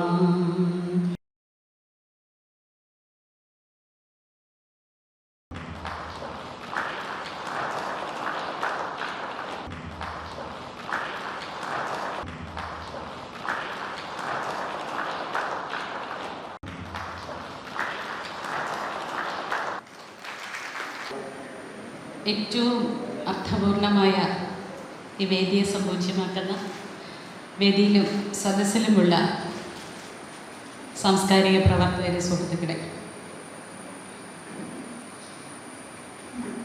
വല്ലാത്ത തേജോമയമായ ഒരു മാനസികാവസ്ഥയിലാണ് നമ്മളെല്ലാവരും. ടീച്ചറിനെ ആദ്യം കാണുന്നത് എനിക്ക് കൂടുതൽ ഗോപി സാറിനെയും വ്യക്തിപരമായുള്ള കൂടുതൽ പരിചയമല്ല. എങ്കിൽ പോലും ഒരാളെ ആര് നമുക്ക് പരിചയപ്പെടുത്തുന്നു എന്നുള്ളത് വളരെ പ്രധാനപ്പെട്ട ഒരു കാര്യമാണ്. ഒരാളോട് മറ്റുള്ളവർ എന്ത് സമീപനം എടുക്കുന്നു എന്നുള്ളത് നമുക്കറിയാത്തതാണെങ്കിലും, കൂടുതൽ ആഴത്തിൽ അറിയാത്തതാണെങ്കിലും ആ വ്യക്തിയെ തിരിച്ചറിയാനുള്ള ഒരവസരമാണ്. നമ്മുടെ ഈ സദസ്സിൽ എനിക്ക് ഏറെ പ്രിയപ്പെട്ട, സദസ്സിലും വേദിയിലുമായി ഏറെ പ്രിയപ്പെട്ട, വളരെ ഹൃദയം കൊണ്ട് അടുപ്പമുള്ള 2-3 പേരുണ്ട്. അതിലൊന്ന് തീർച്ചയായിട്ടും നിങ്ങൾക്കറിയാം, ഒരു മലയാളി, ഒരു പുരോഗമന പ്രസ്ഥാനങ്ങളുടെ എളിയ പ്രവർത്തക, കലാസാഹിത്യ ഇടങ്ങളോട് അഭിനിവേശമുള്ള ഒരു ചെറിയ വായനക്കാരി എന്നൊക്കെയുള്ള നിലയിൽ കുരിപ്പുഴ ശ്രീകുമാർ സാർ നമ്മളുടെ എല്ലാം ഹൃദയത്തിൽ എവിടെയൊക്കെയോ അക്ഷരങ്ങൾ കൊണ്ട് സ്വന്തം സിംഹാസനം ഏറ്റവും സുവർണമായി രചിച്ചിട്ടുള്ള ആളാണ്. സാർ എടുക്കുന്ന വളരെ സത്യസന്ധമായ നിലപാടുകളുണ്ട് അക്ഷരങ്ങളോട്, ആശയങ്ങളോട്, സമൂഹത്തിനോട്, വിമർശനങ്ങളോട് ഒക്കെ. നമ്മളിങ്ങനെ ചികഞ്ഞെടുത്ത് നോക്കുമ്പോൾ പോലും ഒരു കറ എവിടെയും കാണാതെ പ്രകടമാകുന്ന ചില ആശയ സംവാദങ്ങളുണ്ട് അദ്ദേഹത്തിൽ. പുരോഗമന കലാസാഹിത്യ സംഘത്തിൻ്റെ ഉൾപ്പെടെയുള്ള വേദികളിൽ, അതിൻ്റെ സംസ്ഥാന തലത്തിലുള്ള തുറവുകളിൽ, പ്രവർത്തനങ്ങളുടെ ഇടങ്ങളിൽ നമുക്കെപ്പോഴും ഇങ്ങനെ പ്രകാശനാളമായി മുന്നിൽ കണ്ടുപോകുന്ന ഒരക്ഷര സ്രോതസ് എന്നുള്ള നിലയിൽ സാറ് ഗോപി സാറിനോട് എടുക്കുന്ന ആഭിമുഖ്യം, ഇഷ്ടം, ഹൃദയത്തിൽ ഇങ്ങനെ കുരുത്തു വെക്കുന്ന സ്നേഹം, ഇതൊക്കെ ഗോപി സാറിനെ നമ്മളുടെ മുമ്പിൽ ചരിത്ര പുരുഷനാക്കി മാറ്റുന്നുണ്ട്. മലയാള സീരിയൽ രംഗത്ത് ഒരുപക്ഷെ സിനിമയിൽ ആയിരുന്നെങ്കിൽ അങ്ങനെയും ഇതേ സത്യസന്ധത പ്രവർത്തനത്തിൽ ഉള്ള ഒരേ ഒരു പേരെ എനിക്ക് പറയാനുള്ളൂ. അത് നമ്മളോടൊപ്പം ഇന്നുള്ള കിഷോറാണ്. വർഷങ്ങളുടെ പരിചയമുണ്ട് എനിക്ക് കിഷോറിന്. സത്യസന്ധത, ഈ വേദിയിൽ പോലും കിഷോറിനെ നിങ്ങൾ ഒബ്സർവ് ചെയ്തിട്ടുണ്ടായിരുന്നെങ്കിൽ ചില പ്രകടനങ്ങളിൽ നമ്മൾക്കത് മനസ്സിലാകുമായിരുന്നു. അത്ര കിഷോറിൻ്റെ മോനും അമ്മയൊക്കെ ഇവിടെ ഉണ്ട്. ഞങ്ങളുടെ ലൊക്കേഷനുകളിൽ ഉണ്ടാകുന്ന, ഞങ്ങളുടെ ഇടങ്ങളിൽ, സഹപ്രവർത്തകരുടെ ഇടങ്ങളിൽ ഉണ്ടാകുന്ന സംഭാഷണങ്ങളിൽ പോലും ഇഷ്ടമില്ലാത്ത ഇടങ്ങളുണ്ടാകുമ്പോൾ പെട്ടെന്ന് ചൊടിക്കുന്ന കിഷോറുണ്ട്. ഇഷ്ടമുള്ളതിന് ഏറ്റവും ഹാർദമായി അണച്ചു വെക്കുന്ന കിഷോറുണ്ട്. ഈ സ്മരണിക വായിക്കുമ്പോൾ കിഷോർ ഗോപി സാറിനെ പറ്റി എഴുതിയിട്ടുണ്ടെങ്കിൽ അത് 100% അതാണ്. കിഷോറിൻ്റെ ബാല്യം മുതൽ കിഷോറിൻ്റെ ഈ പ്രായം വരെ, വാർദ്ധക്യത്തിൻ്റെ കവാടത്തിലേക്ക് നിൽക്കുന്ന ഈ സുന്ദര പുരുഷൻ, ആ പ്രായം വരെ ഗോപി സാറ് കിഷോറിൻ്റെ എന്തായിരുന്നു എന്നുള്ളത് അതും സത്യസന്ധമായ വരെയാണ്. ഏറ്റവും അവസാനം ഏറ്റവും പ്രിയപ്പെട്ട മോഹൻ സാറ് കൈരളിയിലെ പ്രോഗ്രാം ഹെഡായിട്ടിരിക്കുമ്പോൾ മുതലുള്ള എൻ്റെ പരിചയമാണ്. ഒരുപക്ഷെ കൈരളിയിൽ നിന്നൊക്കെ അദ്ദേഹം ഇറങ്ങുന്നതും ആ സത്യസന്ധതയുടെ ഭാഗമായി തന്നെയാണ്. കോട്ടയത്തിൻ്റെ അക്ഷരലോകത്ത്, കോട്ടയത്തിൻ്റെ അക്ഷരവിന്യാസങ്ങളിൽ, കോട്ടയം ജനതയുടെ അക്ഷര ഇടങ്ങളിലേക്ക് അക്ഷരങ്ങൾ കൂട്ടി വായിപ്പിക്കാൻ പഠിച്ച കോട്ടയം പ്രസിദ്ധീകരണങ്ങളുടെ ഇടങ്ങളിൽ ഏറ്റവും അക്കാഡമിക്കലായിട്ട് നിന്നിരിക്കുന്ന P.O. മോഹനൻ എന്ന് പറയുന്ന ആ പേര് കോട്ടയത്തിൻ്റെ ഇടങ്ങളിൽ നിന്ന് ഒരാളെ പിക്ക് ചെയ്തെടുത്തുകൊണ്ട് അങ്ങനെ ഒരു സ്മരണിക തീർത്തും അർത്ഥഗർഭമായി നമ്മളുടെ മുന്നിലേക്ക് കൊണ്ടുവരുന്നുണ്ടെങ്കിൽ അത് കാലം ആവശ്യപ്പെടുന്ന ആഹ്വാനമാണ്. ഇങ്ങനെ ചില കാര്യങ്ങൾ നമ്മളുടെ മുന്നിൽ നിൽക്കുന്നുണ്ട്. ഈ ചില കാര്യങ്ങൾ നമുക്ക് തരുന്ന വലിയ ഉത്തരവാദിത്തങ്ങളുണ്ട്. ആ ഉത്തരവാദിത്തങ്ങൾ ഏറ്റവും ദീപ്തമായി നിൽക്കുന്ന ഒരു കാലഘട്ടത്തിലാണ് നമ്മൾ ജീവിക്കുന്നത് എന്നുള്ളതാണ് ശ്രീകുമാർ സാറിൻ്റെ പ്രസംഗം വാക്കുകൾ നമ്മളെ ഇവിടെ സൂചിപ്പിച്ചത്. വലിയ ഭാവനാത്മകമായി ഫാത്തിമ തുരുത്തിലേക്കൊന്ന് പോകണം. എല്ലാവർക്കും ഏറ്റവും സുന്ദരം എന്താ? സ്വപ്നം. ഏറ്റവും സുന്ദരമായിട്ട് നമുക്ക് കാണാൻ പറ്റുന്നത്, ആഗ്രഹിക്കാൻ പറ്റുന്നത്, പ്രതീക്ഷിക്കാൻ പറ്റുന്നത്, മറ്റൊരാൾക്ക് കൊടുക്കാൻ പറ്റുന്നത്, ഒരു കുറവുമില്ലാതെ ഒരിടത്ത് വെക്കാൻ പറ്റുന്നത് സ്വപ്നമാണ്, നിറവാണത്. നിറഞ്ഞ് നിറഞ്ഞ് നിറഞ്ഞ് സ്വപ്നം കാണുന്ന ഇടത്തിലേക്കാണ് പ്രതീക്ഷയുള്ള, പ്രത്യാശയുള്ള ഒരു വലിയ ലോകത്തേക്ക് ഒരു ഊർജ്ജ സ്രോതസ്സായി നമ്മൾ ഒഴുകിയെത്തുന്നത്. അതുകൊണ്ടാണ് APJ അബ്ദുൽ കലാം പറഞ്ഞത്, സ്വപ്നം കാണുക. ആവർത്തിച്ച് അദ്ദേഹം പറയുന്നു, സ്വപ്നം കാണുക. സ്വപ്നങ്ങൾ ചിന്തകളാവട്ടെ, ചിന്തകൾ പ്രവർത്തികളാവട്ടെ. സ്വപ്നത്തിൽ നിന്ന് ഹൃദയം തുറന്നു വെച്ച്, കണ്ണ് തുറന്നു വെച്ച്, മനസ്സ് തുറന്നു വെച്ച് ഉറങ്ങാതെ കാണുന്ന സ്വപ്നങ്ങളുടെ നിറവിലേക്ക് നമ്മുടെ ഹൃദയത്തെ ഇങ്ങനെ ചേർത്ത് വെച്ചിട്ട് ആർദ്രമായിട്ട് സ്നേഹിച്ച് പ്രണയിച്ച് സ്വപ്നം കണ്ടിട്ട് അതിനെ ഇങ്ങനെ ആകാശപ്പറവകളുടെ ഇടയിലേക്ക് പറത്തിവിട്ടാൽ അതിൻ്റെ പിന്നാലെ ഓടുന്ന നമ്മളുടെ ഒരു ഓട്ടമുണ്ടല്ലോ, അതാണ് ലോകത്ത് നമുക്ക് കൊടുക്കാൻ പറ്റുന്ന ഏറ്റവും വലിയ സംഭാവന.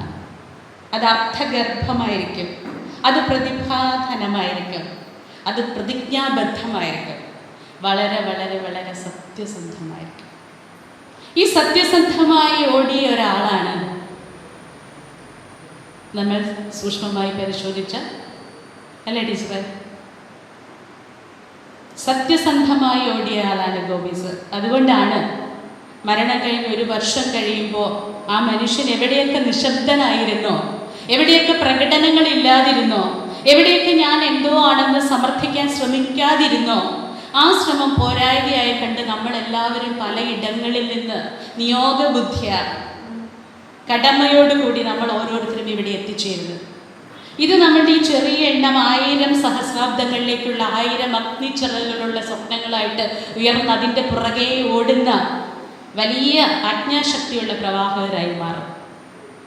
ടീച്ചർ എഴുതുന്നുണ്ട്, ആ പേജിലൊരു വാക്കുണ്ട്, വിവാഹം പോലും 2 മനസ്സുകളുടെ ഐക്യപ്പെടലാണ്, അതിനപ്പുറത്തേക്കൊന്നുമില്ല. ഗോപി സാറിൻ്റെ ജീവിതത്തിൻ്റെ ആശയം അതാണ്. വിവാഹം 2 മനസ്സുകൾ തമ്മിലുള്ള ഐക്യപ്പെടലാണ്, അതിനപ്പുറം ഒന്നുമില്ല എന്നല്ല അദ്ദേഹം ചേർത്ത് വെച്ചത്. വിവാഹം പോലും ഏറ്റവും കണ്ടീഷണലായിട്ട്, ഏറ്റവും അൺകണ്ടീഷണലായിട്ട്, ഏറ്റവും വലിയ പ്രകൃതിയുടെ നിയോഗമായിട്ട്, ജെൻഡറിൻ്റെ ആകർഷണ തുകയോടുകൂടി ഉണ്ടാകുന്നൊരു ബന്ധം വിവാഹമാണ്. ആ വിവാഹം പോലും 2 മനസ്സുകളുടെ ഐക്യപ്പെടലാണ്, അതിനപ്പുറം ഒന്നുമില്ല. അപ്പം അതിനപ്പുറത്തേക്ക് ഈ ലോകത്ത് മറ്റൊന്നുമില്ല. എഴുത്തുകാരൻ വായനക്കാരനോട് ഐക്യപ്പെടേണ്ടത്, സാമൂഹ്യ പ്രവർത്തകൻ സമൂഹത്തോട് ഐക്യപ്പെടേണ്ടത്, ശാസ്ത്രകാരൻ ശാസ്ത്രത്തോട് ഐക്യപ്പെടേണ്ടത്, കലാകാരൻ കലയോട് ഐക്യപ്പെടേണ്ടത്, സാംസ്കാരിക പ്രവർത്തകൻ സംസ്കാരത്തോട് ഐക്യപ്പെടേണ്ടത്, നമ്മൾ നമ്മളുടെ ലോകത്തിനോട്, അതിനപ്പുറം നമ്മളുടെ മനസ്സിനോട് ഐക്യപ്പെടേണ്ടത്. ഈ ഐക്യപ്പെടലാണ് ജീവിതത്തിൻ്റെ സത്യം. ഈ ഐക്യപ്പെടലിനപ്പുറത്തേക്ക് ഒന്നുമില്ല. ഈ ഐക്യപ്പെടലിൻ്റെ ഇടങ്ങളിൽ ആർദ്രത, സ്നേഹം, വിശ്വമാനവമായ ഒരു സംസ്കാരം ചേർത്ത് വെച്ച ആളാണ് ഗോപി സാർ. എഴുത്തുകളിൽ നോക്കൂ, അക്ഷരങ്ങളിൽ നോക്കൂ, പ്രവർത്തനങ്ങളിൽ നോക്കൂ, എല്ലാം സ്നേഹത്തിന് വേണ്ടിയാണ്. ഏറ്റവും വലിയ വിമർശനങ്ങൾ എടുത്തു വെച്ചുകൊണ്ട് ക്രിസ്തുവിൻ്റെ 6-ാം തിരുമുറിവ് ഇവിടെ അവതരിപ്പിക്കാൻ പാടില്ല എന്ന് പറയുമ്പോൾ നിശബ്ദമായി ആക്രോശമായി പ്രതികരിച്ചൊരിടത്ത് ജയിലിലേക്ക് പോകുന്ന അദ്ദേഹത്തിൻ്റെ പിന്നീടുള്ള ജീവിതങ്ങളുടെ ഓരോ ഇടങ്ങളിലും നമ്മൾ കാണുന്നത് ആ വലിയ ശബ്ദമല്ല, ഇടിമുഴക്കങ്ങളല്ല, പക്ഷെ ഇടിമുഴക്കത്തെ പോലും കളയുന്ന നിശബ്ദതയായിരുന്നു അത് എന്നാണ് ഈ 2023 നമ്മളോട് വിട പറഞ്ഞ ഒരാൾ 2024 നമ്മൾ എത്രയധികം പേര് ഒരേ മനസ്സ്, എനിക്കറിയാം ഞാൻ ഉൾപ്പെടെ ഏറ്റവും അന്യതാബോധത്തോടു കൂടി ഇവിടെ വന്ന ഞാൻ ഉൾപ്പെടെ ഏറ്റവും ഹൃദയത്തോട് ചേർത്ത് പിടിച്ച കിഷോർ ഉൾപ്പെടെ, കുരിപ്പുഴ സാർ ഉൾപ്പെടെ, ഇതെൻ്റെ ഒരു നിയോഗമാണ്, എനിക്കിത് ചെയ്താലേ ഉറക്കം വരൂ എന്നുള്ള രീതിയിൽ എന്നോട് സംസാരിച്ച മോഹൻ സാർ ഉൾപ്പെടെ നമ്മളെല്ലാവരും ഒത്തുകൂടുന്നത് അവിടെയാണ്. ഇത് ഓർമ്മപ്പെടുത്തലാണ്. ചരിത്ര പുരുഷന്മാരെല്ലാം നമ്മളോട് പറയുന്നത്, ഓരോരുത്തരും പറയുന്നത്, വൈലോപ്പിള്ളിയെ ഉദ്ധരിച്ചൂടെ, നമ്മൾ ഓരോരുത്തരെയും കാണാം, വാൽമീകിയെ ഉദ്ധരിച്ചൂടെ, ഇങ്ങനെ പേരെടുത്ത് പറയാൻ പറ്റുന്ന കലാസാഹിത്യ പ്രവർത്തകരെല്ലാവരും നമ്മളോട് പറയുന്ന ഒരൊറ്റ കൊച്ചു വാക്യമേ ഉള്ളൂ: ഓർമ്മകളുണ്ടായിരിക്കണം. നീ എങ്ങനെ നീയായി എന്നുള്ളതിനെ കുറിച്ച് നീ ഓർക്കണം. നീ എങ്ങനെ ശ്വസിച്ചു, നീ എന്ത് ശ്വസിച്ചു, നീ എങ്ങനെ കുടിക്കുന്നു, നീ എന്ത് കുടിക്കുന്നു. ഫാത്തിമ തുരുത്തിലെ വെള്ളവും വെളിച്ചവും സ്വപ്നങ്ങളും അത് നമ്മളോട് പറയുന്നുണ്ട്. കറയില്ലാതെ ഈ ഭൂമിയെ സംരക്ഷിക്കാൻ നമ്മളോട് ആഹ്വാനം ചെയ്യുന്നുണ്ട്. പക്ഷെ ഇതെല്ലാം ചെയ്യേണ്ടത് ആര്? പലപ്പോഴും നമ്മൾ പറയുന്നു നീ, നിങ്ങൾ. ഇല്ല, ഞാനാണിത് ചെയ്യേണ്ടത്, ഞങ്ങളാണിത് ചെയ്യേണ്ടത് എന്ന് ഓർമ്മിപ്പിച്ചെടുത്താണ് ഗോപി സാർ ഒരു പുരോഗമന വക്താവായത്. എന്ന് ഓർമ്മിച്ചെടുത്താണ് നാരായണീയനായത്. നാരായണ പ്രസ്ഥാനങ്ങളുടെ അംഗത്വമില്ലാതെ നാരായണീയനായത്. പരിമിതികൾ ചിലപ്പോൾ സൃഷ്ടിക്കുന്ന ഈ അംഗത്വങ്ങളൊക്കെയാണ് അല്ലേ? എവിടെയും അംഗത്വം, കെട്ടുപാട് ഒക്കെ പരിമിതികൾ സൃഷ്ടിക്കുന്ന ഒരു ലോകത്തിൻ്റെ സ്വാർത്ഥതയിലേക്ക് നമ്മൾ പോയിട്ടുണ്ട്.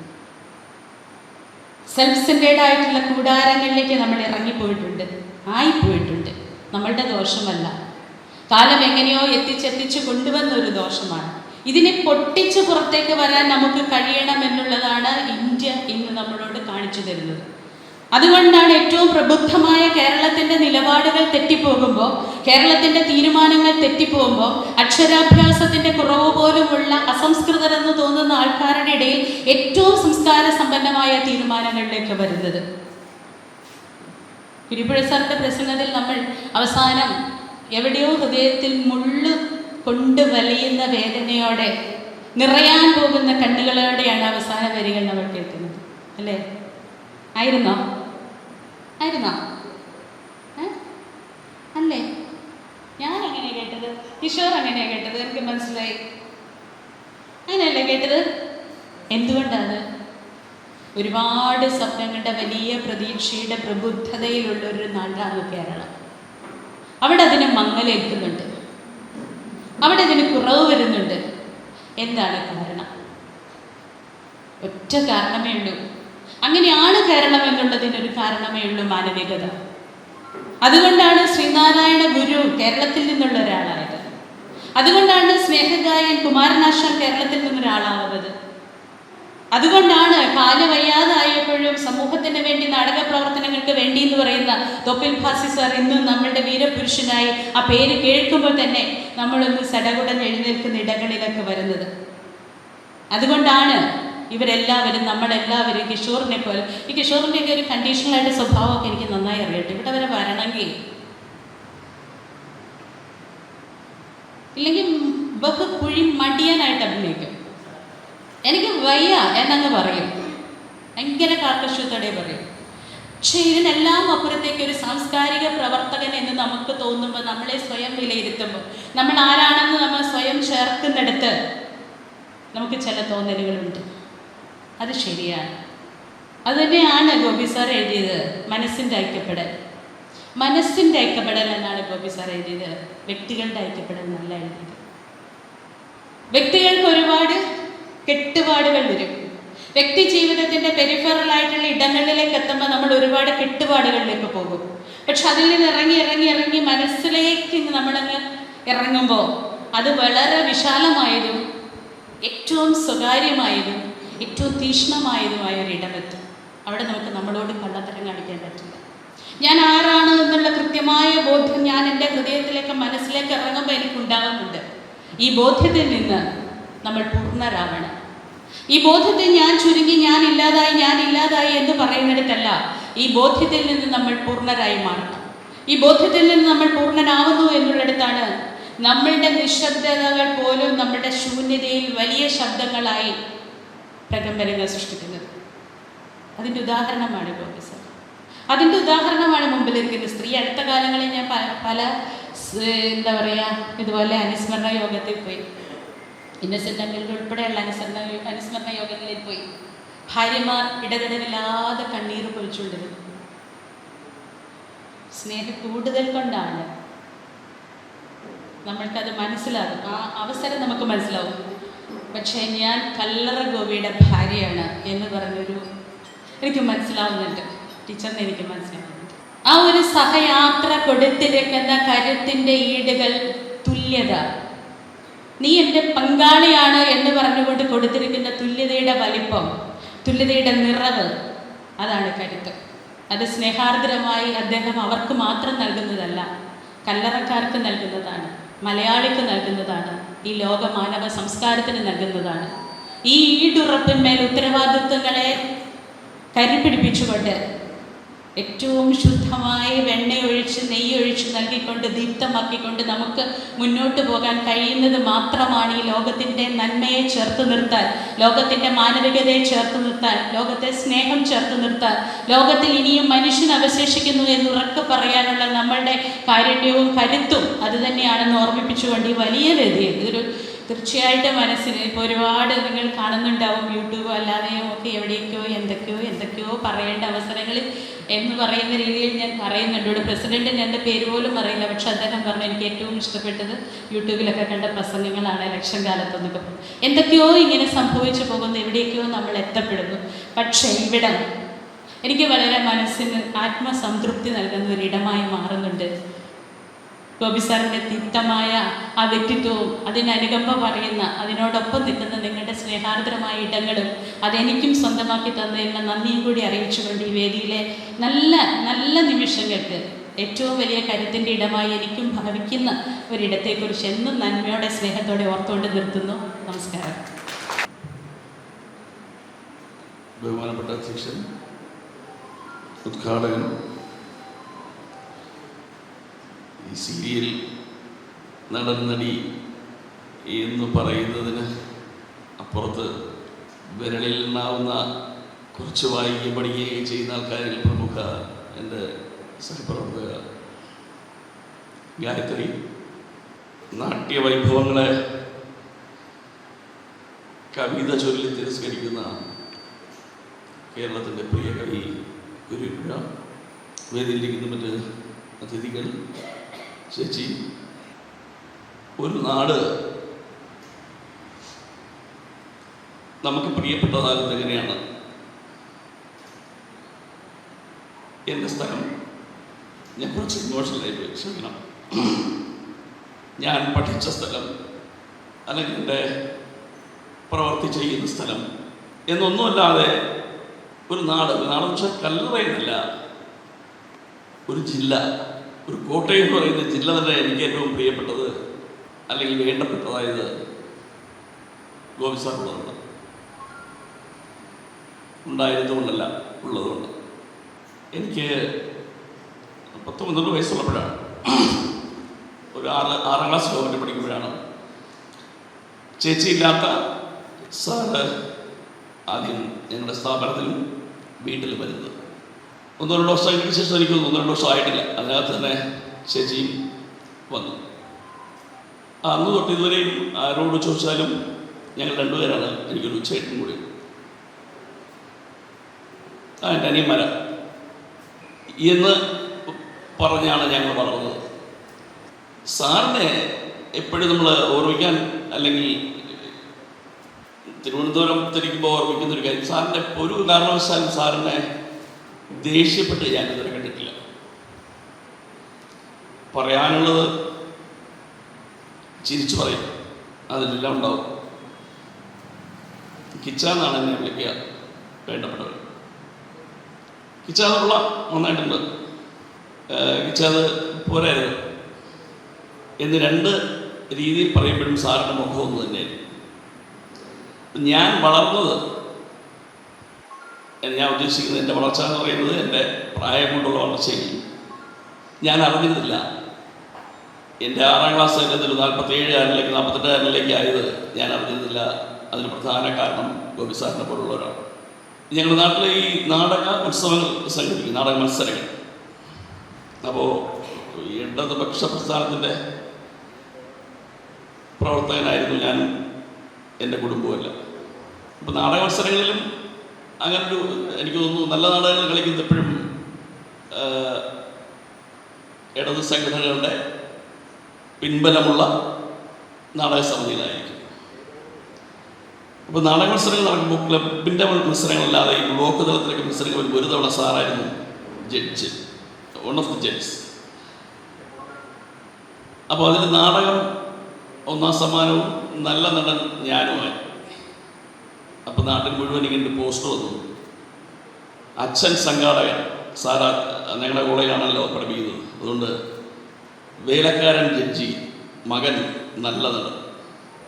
അപ്പോൾ ഇത് കേട്ടപ്പോഴത്തേക്ക് ഞാനും വിചാരിച്ചു എനിക്കിനി സാറ് ചുമ്മാ അതാണോ, വളരെ രഹസ്യമായിട്ട് എന്നോട് പറഞ്ഞ ഒരു രാത്രി, അങ്ങനെ വിചാരിക്കണ്ട കേട്ടാ, അങ്ങനെ ഒരു സംഭവമല്ല, നീ എന്നാണ് അഭിനയിച്ചുകൊണ്ടാണ് നിനക്ക് ഞാൻ മാർക്കിട്ടത്. അപ്പം അങ്ങനെ പറയുന്ന കുറേ ഊർജങ്ങൾ എനിക്ക് തോന്നുന്നു. ഞാൻ കോട്ടയത്ത് ഒരുപാട് ഫംഗ്ഷനുകൾ പങ്കെടുത്തിട്ടുണ്ടെങ്കിലും സാറില്ലാതെ ആദ്യമായൊരു വേദി പങ്കിടുന്നത് ഇതാണ്. ഒരു പ്രസംഗത്തിനോ അല്ലെങ്കിൽ അങ്ങനെ ഒരു സംഭവത്തിനോ ഒന്നും പറ്റുന്ന അവസ്ഥയോ ഒരാളോ അല്ല സാർ. നമ്മുടെ ജീവിതത്തിൻ്റെ ഒരു ഭാഗമായി നിന്ന് ഒരാളപ്പുറത്ത് താമസിച്ചിരുന്നു. എന്നാലും ഇതുവഴി പാസ് ചെയ്യുമ്പോൾ അല്ലെങ്കിൽ എന്തെങ്കിലും കാര്യങ്ങൾ പോകുമ്പോൾ കോട്ടയത്ത് വരാൻ ഒരു പ്രത്യേക ഊർജ്ജമായിരുന്നു. കല്ലറ, ഞങ്ങളുടെ വീട്ടിനവിടെ ഒരു കല്ലറയുണ്ട്. എനിക്ക് ആ കല്ലറയെക്കുറിച്ച് വലിയ ധാരണയില്ല, പക്ഷേ ഈ കല്ലറ എനിക്ക് വളരെ ബന്ധമുണ്ട്. കാരണം സാറിൻ്റെ സ്നേഹവും എനിക്കൊരു വലിയ വിഷമമുള്ളത്, സാറിനോട് ഒരുപാട് അടുത്ത് നിന്നിട്ടുള്ള ഒരുപാട് പേരെ ഞാൻ പ്രതീക്ഷിച്ച കുറേ മുഖങ്ങൾ ഞാനിവിടെ കാണുന്നില്ല എന്നുള്ളൊരു സങ്കടം എനിക്ക് പറയാനുണ്ട്. ഒരുപാട് അർഹതകൾ കിട്ടാതെ പോയൊരു കലാകാരൻ കൂടിയായിരുന്നു സാർ. ഞങ്ങളുടെ കോളേജിൽ വരുമ്പോൾ തന്നെ സാർ സാഹിത്യകാരനാണെന്ന് അറിയുന്നത് തന്നെ ആദ്യ വർഷം ഞങ്ങളുടെ കവി പറഞ്ഞതുപോലെ ജനുവരി 25-26 എന്ന് പറയുന്നത് ട്യൂട്ടറി കോളേജിൻ്റെ, പാൽ കോളേജിൻ്റെ ഒരു ആനിവേഴ്സറിയാണ്. അന്ന് 26 വൈകുന്നേരം ഒരു വലിയ സദസ്സ്, അതിൽ നിറഞ്ഞിരിക്കുന്ന സാഹിത്യകാരന്മാരും,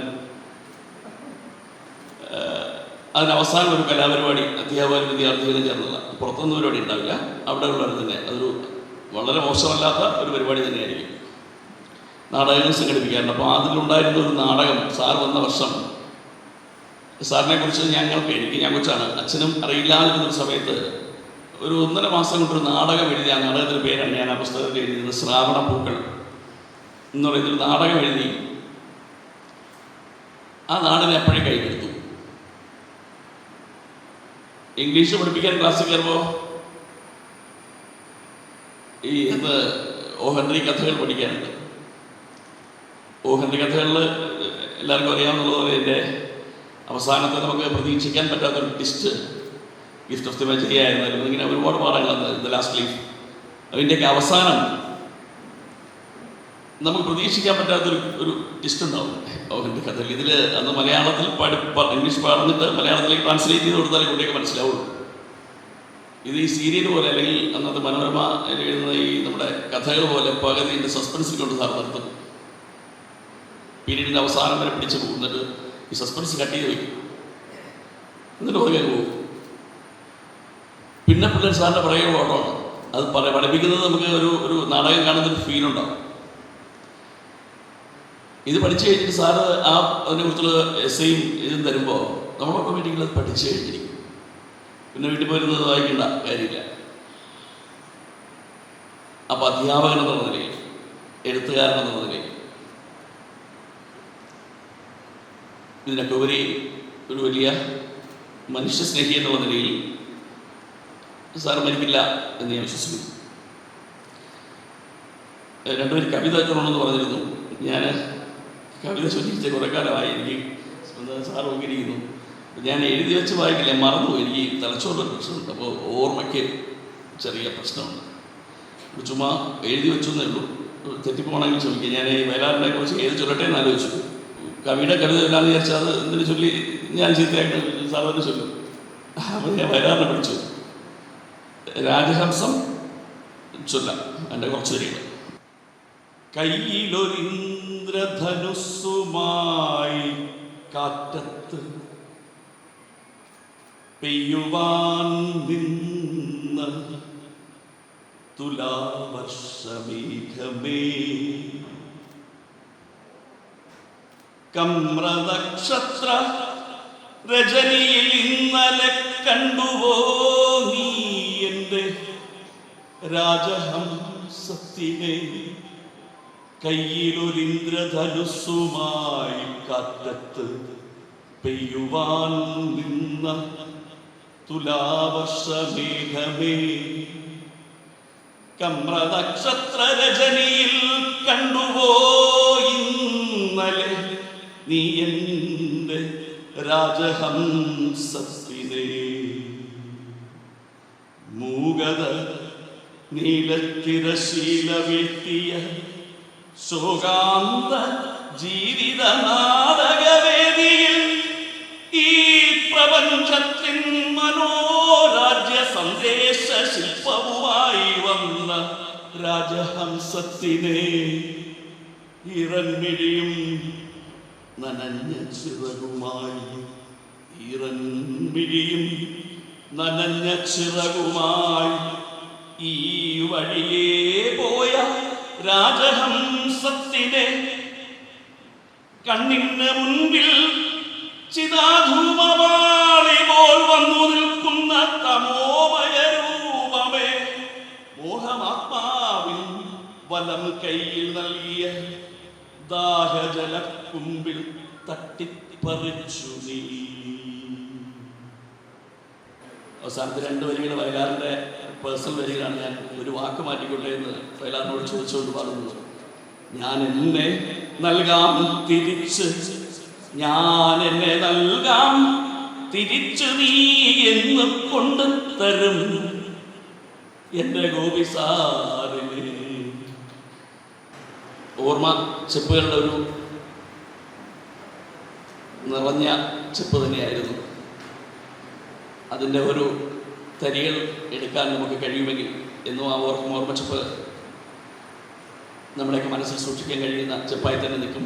അതിനുവേണ്ടി ഈ നാട്ടുകാരുടെയൊക്കെ സാർ പറഞ്ഞൊരു ഓർമ്മിക്കുന്നതല്ല, കാണുവാൻ കഴിയുന്ന ഒരു സംഭവം കൂടി ഇവിടെ, ഒരു സ്മാരകം ഉണ്ടായാൽ വളരെ നല്ലതെന്ന് ആഗ്രഹിക്കുന്നു. എല്ലാവരെയും കാണാൻ കഴിഞ്ഞില്ല. നമസ്കാരം. ഒരിക്കൽ കണ്ടിട്ടുള്ളവർ ഒരിക്കലും മറക്കാത്ത ഒരു പേരാണ്. ഞങ്ങൾ കല്ലറ ഗോപി സാർ എന്ന് വിളിക്കും. ഗോപി കല്ലറ എന്നാണ് സാധാരണ റെക്കോർഡിക്കൽ വരുന്നത്. ഗോപി സാർ അങ്ങനെ പോയിടത്തെല്ലാം സ്നേഹബന്ധങ്ങളിലൂടെ നിറഞ്ഞ ഒരു മനുഷ്യനാണ്. അദ്ദേഹത്തിൻ്റെ ജീവിതത്തിൻ്റെ വിവിധ ഭാഗങ്ങളെക്കുറിച്ച്, സ്വഭാവത്തെക്കുറിച്ചെല്ലാം ഇവിടെ പറഞ്ഞിട്ടുണ്ട്. ഒരു കഥാകാരൻ, കവിതാകാരൻ, അല്ലെങ്കിൽ ഒരു സംവിധായകൻ, നടൻ, ലേഖനകർത്താവ്, മാധ്യമപ്രവർത്തകൻ, സാമൂഹിക പ്രവർത്തകൻ, സർവോപരി മതാത്മക ചിന്തകളിൽ നിന്നൊക്കെ കൂടുവിട്ട് പോയ ഒരു മനുഷ്യൻ എന്ന നിലയിലാണ് അദ്ദേഹത്തെ അടയാളപ്പെടുത്തുന്നത്. ഏതെങ്കിലും ഒരു കള്ളിയിൽ അടയാളപ്പെടുത്താൻ കഴിയില്ല. ഗോപി സാറിൻ്റെ പേരിൽ 3 നാടകങ്ങളാണ് അദ്ദേഹം എഴുതിയിട്ടുള്ളത്. അദ്ദേഹം ഉണക്കാനിട്ടിരിക്കുന്ന മുണ്ട്, ആ നാടകം 5 വർഷം മുമ്പ് എഴുതി 2022 ഓണത്തിന് അദ്ദേഹം അത് സംവിധാനം ചെയ്ത് അതിൽ വളരെ കഷ്ടപ്പെട്ട് അദ്ദേഹം അതിൽ അഭിനയിച്ചു. അപ്പോൾ അതിലെ ഒരു ഡയലോഗ് ഞാൻ പറയാൻ ആഗ്രഹിക്കുകയാണ്. ഒരു രാവിലെ ഒരു പകലുണ്ടാകും, തീർച്ച. സൂര്യന് ഉദിക്കാതിരിക്കാനാവില്ല, പ്രഭാതം പൊട്ടി വിടരാതിരിക്കില്ല. ഒരു ശാന്തതയുടെ നിലാവട്ടം ഞങ്ങളിൽ ഉദിക്കുന്നത് പോലെ വിഷമങ്ങൾ പരസ്പരം കൈമാറിയപ്പോൾ മനസ്സുകൾക്ക് ആശ്വാസം തോന്നുന്നു, ഒരു നെറും കവിത പോലെ. ഇതാണ് നാടകത്തിലെ ഡയലോഗ്. ഏതാണ്ട് 63 വയസ്സ് മാത്രം ഭൂമിയിൽ ഉണ്ടായിരുന്ന ആ വ്യക്തി നമ്മളോട് വിട പറഞ്ഞത്. 1960 ഫെബ്രുവരി 23-നാണ് അദ്ദേഹം ജനിച്ചിട്ടുള്ളത്. ജൂലൈ 2-നാണ് അദ്ദേഹം നമ്മളോട് വിട പറഞ്ഞത്. അദ്ദേഹത്തിൻ്റെ ചെറിയ പ്രവർത്തനങ്ങളിൽ കോളേജിലും അതുപോലെ തന്നെ എല്ലായിടത്തും നാടകങ്ങൾ അവതരിപ്പിക്കുകയും ഒക്കെ ചെയ്തിട്ടുണ്ട്. ഇവിടെ സൂചിപ്പിച്ച പോലെ ജയിൽവാസം അനുഭവിച്ച ഒരു മനുഷ്യനാണ്. രാജശേഖരൻ മാഷിൻ്റെ ശലഭം, രൗദ്രം തുടങ്ങിയ നാടകങ്ങളിലൊക്കെ അദ്ദേഹം പങ്കെടുത്തു. ലോകാസമസ്ത കല്ലറക്കാരുടെ നാടകമാണ്, അതിൽ അദ്ദേഹം പങ്കെടുത്തിരുന്നു. അതുപോലെ അഹം എന്നുള്ള ബാബു നമ്പൂതിരി എഴുതിയ നാടകത്തിനെ സംവിധാനം ചെയ്തു കോളേജിന് വേണ്ടി. അങ്ങനെ ഓരോ തരത്തിലും അദ്ദേഹത്തിൻ്റെ വിവിധ പ്രവർത്തനങ്ങൾ നാടകവുമായി ബന്ധപ്പെട്ട് നിന്നിരുന്നു. അദ്ദേഹം യൂണിവേഴ്സിറ്റിയിൽ 92 മുതൽ അവിടുത്തെ ജീവനക്കാരനായി. അവിടുത്തെ സംസ്കാര എന്നുള്ള സംഘടനയുടെ പ്രധാന ആളാണ്. അവിടെ നാടക ക്യാമ്പുകൾ അദ്ദേഹം സംഘടിപ്പിച്ചിരുന്നു, കുട്ടികളെ പരിശീലനം നടത്തിയിരുന്നു. അവിടെയും അദ്ദേഹത്തിന് കൈപ്പേറിയ അനുഭവങ്ങൾ ഉണ്ടായിട്ടുണ്ട്. അദ്ദേഹത്തെ വേണ്ടതുപോലെ അവിടെ ആദരിക്കപ്പെട്ടിട്ടില്ല. ഇതിൽ തന്നെ എഴുതിയിട്ടുണ്ട്, അദ്ദേഹത്തിൻ്റെ കൂടെ രാജു വള്ളികുന്നം സാറാണ് അത് എഴുതിയിട്ടുള്ളത്. അദ്ദേഹമായിട്ട് കവിതകൾ ഞങ്ങൾ അവതരിപ്പിക്കുന്നതാണ്. അതിലൊക്കെ പറഞ്ഞിട്ടുണ്ട് അദ്ദേഹം വേണ്ടതുപോലെ പരിഗണിക്കപ്പെട്ടില്ല. അദ്ദേഹം കള്ളികൾക്ക് പുറത്തായിരുന്നു. ഇടതുപക്ഷക്കാരനാണ് അല്ലെങ്കിൽ പുരോഗമനവാദക്കാരനാണ് എങ്കിൽ പോലും അദ്ദേഹം എല്ലാത്തിനും നിശിതമായി തന്നെ വിമർശിക്കുകയും ചെയ്യുന്ന ആളാണ്. ആരെയും വെറുപ്പിക്കില്ല. അദ്ദേഹം കാര്യമായി തന്നെ പറയുകയും ചെയ്യും. അദ്ദേഹം എല്ലാ തരത്തിലും സ്നേഹവും ബഹുമാനവും പുലർത്തിക്കൊണ്ട് അദ്ദേഹത്തിൻ്റെ വാദങ്ങൾ ഉന്നയിക്കും. ഒരു നാടകം റിഹേഴ്സലിന് അദ്ദേഹത്തിൻ്റെ ഇതിൽ ചെന്നാൽ അതിലെ സ്ക്രിപ്റ്റ് മാറ്റാൻ അനുവാദമില്ല, അല്ലേ? ആ വാക്കുകൾ അതുപോലെ തന്നെ അദ്ദേഹം കാർക്കശ്യം അദ്ദേഹത്തിൻ്റെതായ പല കാര്യങ്ങളും ഉണ്ടായിരുന്നു. നമ്മുടെ ഗോപി സാറിൻ്റെ കാര്യത്തിൽ അദ്ദേഹത്തിന് എൻ എൻ പിള്ളയുടെ പേരിലുള്ള നാടക ആചാര്യ പുരസ്കാരം ലഭിച്ചിട്ടുണ്ട്. ഭരത് PJ ആന്റണിയുടെ പേരിലുള്ള പുരസ്കാരം ലഭിച്ചിട്ടുണ്ട്. ഇതെല്ലാം ഈ പറയുന്നതിലുണ്ട്. അദ്ദേഹത്തിൻ്റെ പുസ്തകം ഇറങ്ങിയിട്ടുണ്ട്, ഛേദിക്കപ്പെടുന്ന വിരലുകൾ. അതിലും നാടക കഥാപാത്രങ്ങൾ വരുന്ന ബ്രിജിത്ത്, നാടകവേദിയിൽ ആത്മഹത്യ ചെയ്യുന്ന ബ്രിജിത്ത് എന്ന ഒരു കഥാപാത്രത്തെയാണ്, ഒരു സ്ത്രീയുടെ ആകുലതകൾ അതിൽ പറയുന്നത്. അപ്പോൾ എത്രത്തോളം സംഘർഷങ്ങൾ ഉണ്ടായിരുന്നു അദ്ദേഹം കഥയിലൂടെയും കവിതയിലൂടെയും. തീർന്നില്ല. സിനിമ പ്രകാശ് കോളേജിയുടെ കൂടെ സഹസംവിധായകനായിരുന്നു, സീരിയലുകളിൽ ഉണ്ടായിരുന്നു. ആ മേഖലകളിലെല്ലാം ഉയരാൻ കഴിയുന്ന വ്യക്തിത്വമായിരുന്നു. അദ്ദേഹത്തെ സംബന്ധിച്ച് PM ആന്റണിയുടെ നാടകത്തിലെ ഒരു കേന്ദ്ര കഥാപാത്രമായി അദ്ദേഹം അഭിനയിച്ചിട്ടുണ്ട്. അങ്ങനെ നാടക സംഘടന സംഘദൂത് വൈശാഖം മാഷൊക്കെ ഉണ്ടാക്കാനും ഒക്കെ എല്ലായിടത്തും ഉണ്ടായിരുന്നു. കല്ലറ ഒരു ഫിലിം സൊസൈറ്റി ഉണ്ടായിരുന്നു. ജോൺ അബ്രഹാമിൻ്റെ സിനിമകളൊക്കെയാണ് അതിലൂടെ വന്നത്. അതിൻ്റെ സംസ്കാര എന്ന് പേരിട്ടതും ഒക്കെ ഗോപി സാറാണ്. അതുകൊണ്ട് ഗോപി സാറ് കേവലം ഒരു നാടകക്കാരൻ മാത്രമല്ല. ഗോപിയുടെ നാടകത്തിന് ഗോപി പേരിടുമ്പോൾ ഒരു ക്രിയാത്മകതയെ ഞാൻ ഉദ്ദേശിക്കുന്നത് ഒരു ചാക്രിക സ്വഭാവം, സംതിങ് വെയിറ്റിംഗ് ഫോർ എന്നുള്ള ഒരു മീനിങ് വരുന്ന പേരാണ് ഗോപി ഇട്ടിട്ടുള്ളത്. He is expecting something from theatre or the audience. ഇങ്ങനെ ഒരു ധാരണ ഗോപി വെച്ചു പുലർത്തിയിരുന്നു. അതിനകത്ത് ഏറ്റവും നല്ല ഉദാഹരണമാണ് ഈ ഉണങ്ങാനിട്ട മുണ്ട് എന്ന് പറയുന്നത്. ഇതിൻ്റെ റിസൾട്ട് എന്താണെന്നുള്ളത് ഉണങ്ങുമോ മഴ പെയ്യുമോ ഇങ്ങനെ ഒരു ചോദ്യചിഹ്നം ആശയപരമായി ചിന്താപരമായി ധ്വനിപ്പിക്കുന്ന ടൈറ്റിലാണ് ഗോപി ഇട്ടിട്ടുള്ളത്. മറ്റൊന്ന് ഒരുമ്പട്ടോൾ എന്ന് പറഞ്ഞാൽ എന്തും സംഭവിക്കാം ഈ ഓളെ കൊണ്ട് എന്ന അർത്ഥം വരുന്ന വാക്ക്. മറ്റൊന്ന് കത്തുന്ന കടൽ. സാധാരണഗതിയിൽ നമുക്ക് ചിന്തിക്കാൻ പറ്റുന്നൊരു കാര്യമല്ല. വലിയ ഓയിൽ ടാങ്കറൊക്കെ കടലിൽ ലീക്കായിട്ട് കുറച്ച് സമയമൊക്കെ തീ പിടിച്ച് നിൽക്കുമെന്നും പിന്നെ അത് ശമിപ്പിക്കുമെന്നൊക്കെ നമ്മൾ കേൾക്കുകയും വായിക്കുകയും അറിയുകയൊക്കെ ചെയ്തിട്ടുണ്ട്. പക്ഷേ ഇത് അങ്ങനത്തെ ഒരു കടലിനെ കുറിച്ചല്ല ഗോപി പറയുന്നത്. കത്തുന്ന കടൽ അഥവാ അധിനിവേശം എന്നാണ്. അപ്പം ഈ നാടക പേരുകൾ കൊണ്ട് തന്നെ ഗോപി ചില സൂചനകൾ തരുന്നുണ്ട്.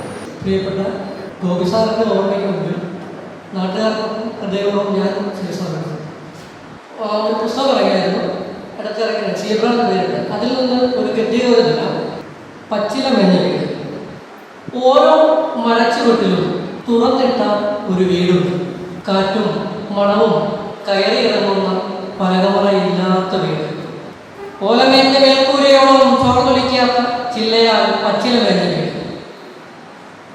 മേൽക്കൂര തുറയിലൂടെന്നപ്പോൾ സൂര്യൻ അത്രമേൽ കണ്ണിൽ വീഴാത്ത വീട്. തല വെച്ചിറങ്ങുവാൻ വേരുകളുണ്ട്.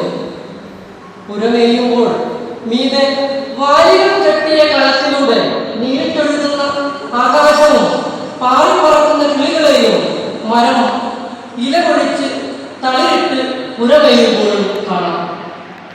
വേരുകളില്ലാതെ പാകം ചെയ്യാത്ത ജീവിതം തിന്നു തീർക്കാൻ മണ്ണിൽ വീടില്ലാത്തവർക്കെന്ന പോലെ പറവകൾക്കും ചെറുജീവികൾക്കും പട്ടയമില്ലാത്ത പാർപ്പിടമാണ് മരം തുറന്നിടുന്നത്. ആരും തൊട്ടുണർത്താതെ പുഴുക്കൾ മരച്ചുവട്ടിലുറങ്ങുന്നു.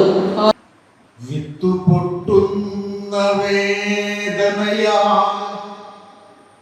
പുളയുമ്പോഴും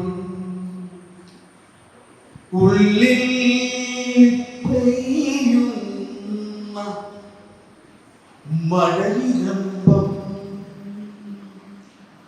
കണ്ണിൽ പൊടിഞ്ഞ നീരറ്റ് ചുണ്ടിൽ രുചിക്കവേ അടരുവാൻ വെമ്പുന്ന തന്നുയിരിന്റെ ജീവകോശത്തിന് പിരിയാതിരിക്കുവാൻ തന്റെ ജീവന്റെ മൂലികയാൽ തോർക്കുന്ന ജൈവബന്ധം. അമ്മ തൻ ചിന്മുദ്രയാണീ എഴുത്തുകൾ തൻ മകനായി പകർന്ന പാൽമുത്തുകൾ ഇന്നു നാം വീടിന്ന് മോടിക്കൂട്ടും നേരം ഒന്നായി അടുക്കി ഒതുക്കി വയ്ക്കട്ടെ ഞാൻ. അമ്മ തൻ ചിന്മുദ്രയാണീ എഴുത്തുകൾ തൻ മകനായി പകർന്ന പാൽമുത്തുകൾ. ഞാൻ നട്ടു വളർത്തിയ മുല്ലച്ചെടിയാകെ മൊട്ടു നിറഞ്ഞു. പുതുപുലരി ഉദിച്ചു വരുമ്പോൾ പൂക്കൾ നിറഞ്ഞത് കണ്ടു. കാറ്റത്തിളരിയാടിയുലഞ്ഞു മാടി വിളിക്കണ കണ്ടു ഞാൻ. വരവേൽക്കാൻ നീയും വായോ പൂവുകൾ കണ്ടു കൊതിച്ചിടാം.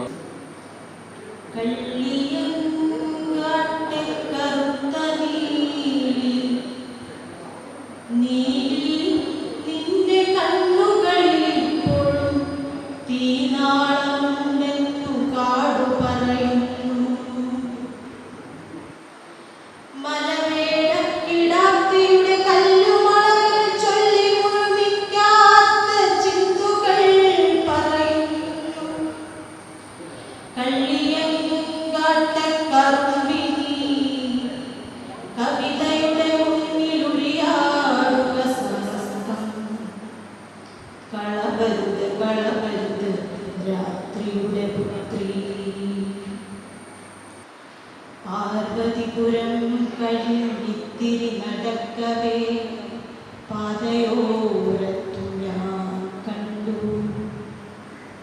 എച്ചിലില നക്കി തുടയ്ക്കുന്ന കുന്തിയാൻ ഒക്കത്തിൽ വാദിയുന്ന കർണനെ കൊത്താൻ വരും ബലിക്കാത്തയെ പായിക്കു മർദ്ദനത്താകിയ പാണ്ടിക്കുറത്തിയായി ചീരാമനെ കുടലിട്ടു നടത്തുന്ന പാവം കുരങ്ങാട്ടിയായി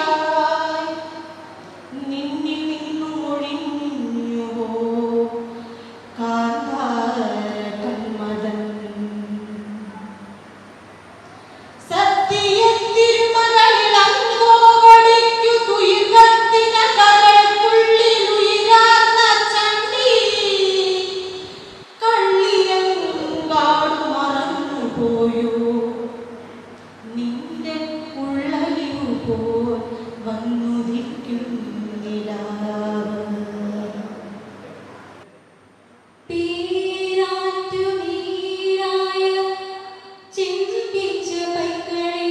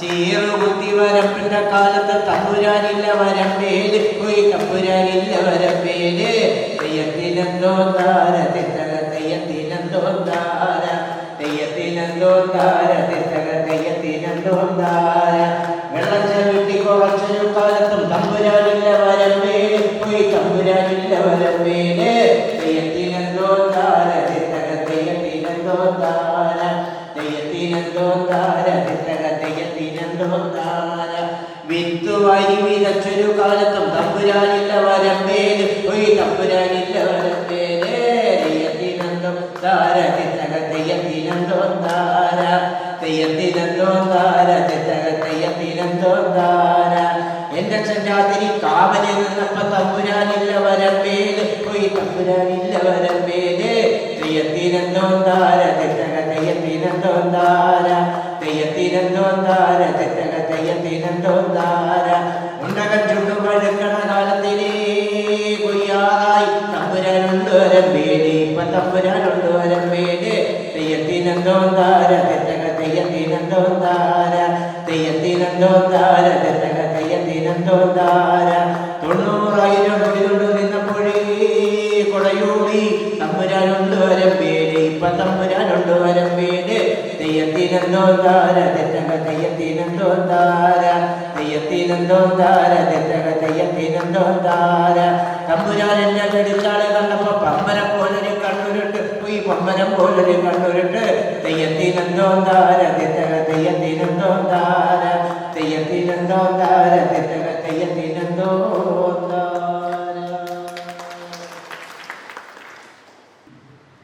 അവിടെ ഞങ്ങളില്ലാത്ത ലോകത്ത് ഒറ്റയ്ക്കിരുന്ന് സ്വസ്ഥമായി എഴുതുകയാവാം. ആ അദൃശ്യ ലോകത്തിരുന്ന് ഇവയൊക്കെ കണ്ടു പുഞ്ചിരിക്കുന്നുണ്ടാവാം. ഹേമന്തം എത്തിയപ്പോൾ ഈ ഭൂമിയിൽ നിന്നും ഒറ്റയ്ക്ക് പോയവരുടെ ആത്മരോദനങ്ങൾ ആരറിയാൻ. രാവിലെ പെരുമഴയാരവത്തിൽ ജാലകത്തിലൂടെ എത്തിയ കാറ്റിൽ അസാന്നിധ്യം തോന്നിയോ ഇന്നും ഉണ്ടായിരുന്നെങ്കിൽ ഈ ഗ്രാമത്തിൽ അഭിമാനമായി മാറിയേനെ. മനസ്സിലെ വേദനയെ അക്ഷരക്കൂട്ടങ്ങളാക്കി ഹൃദയത്തോട് ചേർത്ത് ഇരുളിലെ പൊൻനിലാവായി നറുവെളിച്ചം തൂകിയിരുന്നല്ലോ. ഒരായുസ് മുഴുവൻ അറിവ് പകർന്നാടിയ സൂര്യ തേജസ് മാഞ്ഞല്ലോ. ഇനിയും ഒരു ജന്മമുണ്ടെങ്കിൽ അന്നും ഈ മണ്ണിലാകണമെന്ന് മെതാ മോഹിക്കുന്നുവല്ലോ. എങ്കിലും തിരിഞ്ഞൊന്ന് നോക്കുമ്പോൾ കാണാം നമുക്ക് ആ സ്നേഹ സൗഗന്ധിക പുഷ്പം. അവസാന നിമിഷത്തിലാണ് വന്നതെങ്കിലും രണ്ടു വാക്ക് പറഞ്ഞിട്ട് പോകാതെ എൻ്റെ മനസ്സ് സമ്മതിക്കുകയില്ല. ഒരു പ്രധാനപ്പെട്ട കാര്യം, ഡോക്ടേഴ്സിൻ്റെ IMAയുടെ മീറ്റിങ്ങിൽ ഞാൻ ഓർമ്മച്ചെപ്പിനകത്തെ ആശുപത്രി എന്നുള്ള ചെറിയ നാടകം അവിടെ അവതരിപ്പിക്കാൻ 3-4 മാസം മുമ്പ് പ്ലാനിട്ടിരുന്നു. പാലക്കാട് വെച്ചായിരുന്നു സ്റ്റേറ്റ് സമ്മേളനം. പക്ഷേ ഞാൻ കോട്ടയം, കട്ടപ്പന, ഇടുക്കി അങ്ങനെയുള്ള 2-3 സ്ഥലങ്ങളിൽ സഹോദരങ്ങളുടെ ചികിത്സാർത്ഥം ഞാൻ പോവുകയും തിരിച്ചു വന്ന വഴി നടുവെട്ടിയിട്ട് മെഡിക്കൽ കോളേജിലെ ട്രീറ്റ്മെൻറ്റിലായിരുന്നത് കൊണ്ട് എനിക്ക് അത് അവതരിപ്പിക്കാൻ പറ്റിയില്ല.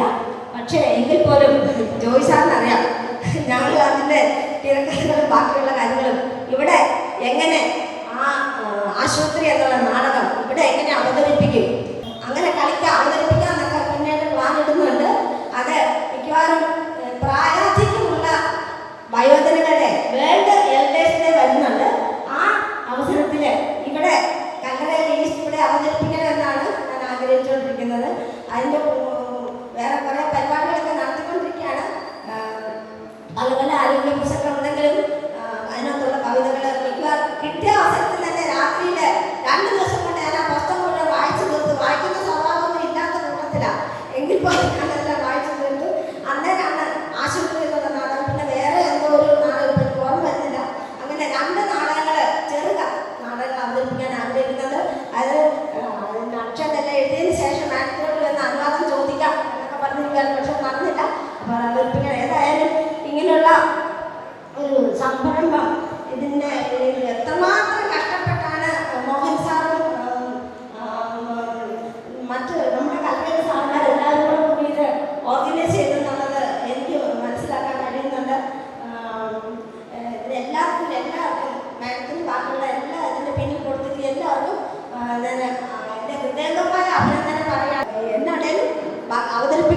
2 ചെറുകഥകൾ സാറിൻ്റെ ഈ ഉള്ള 2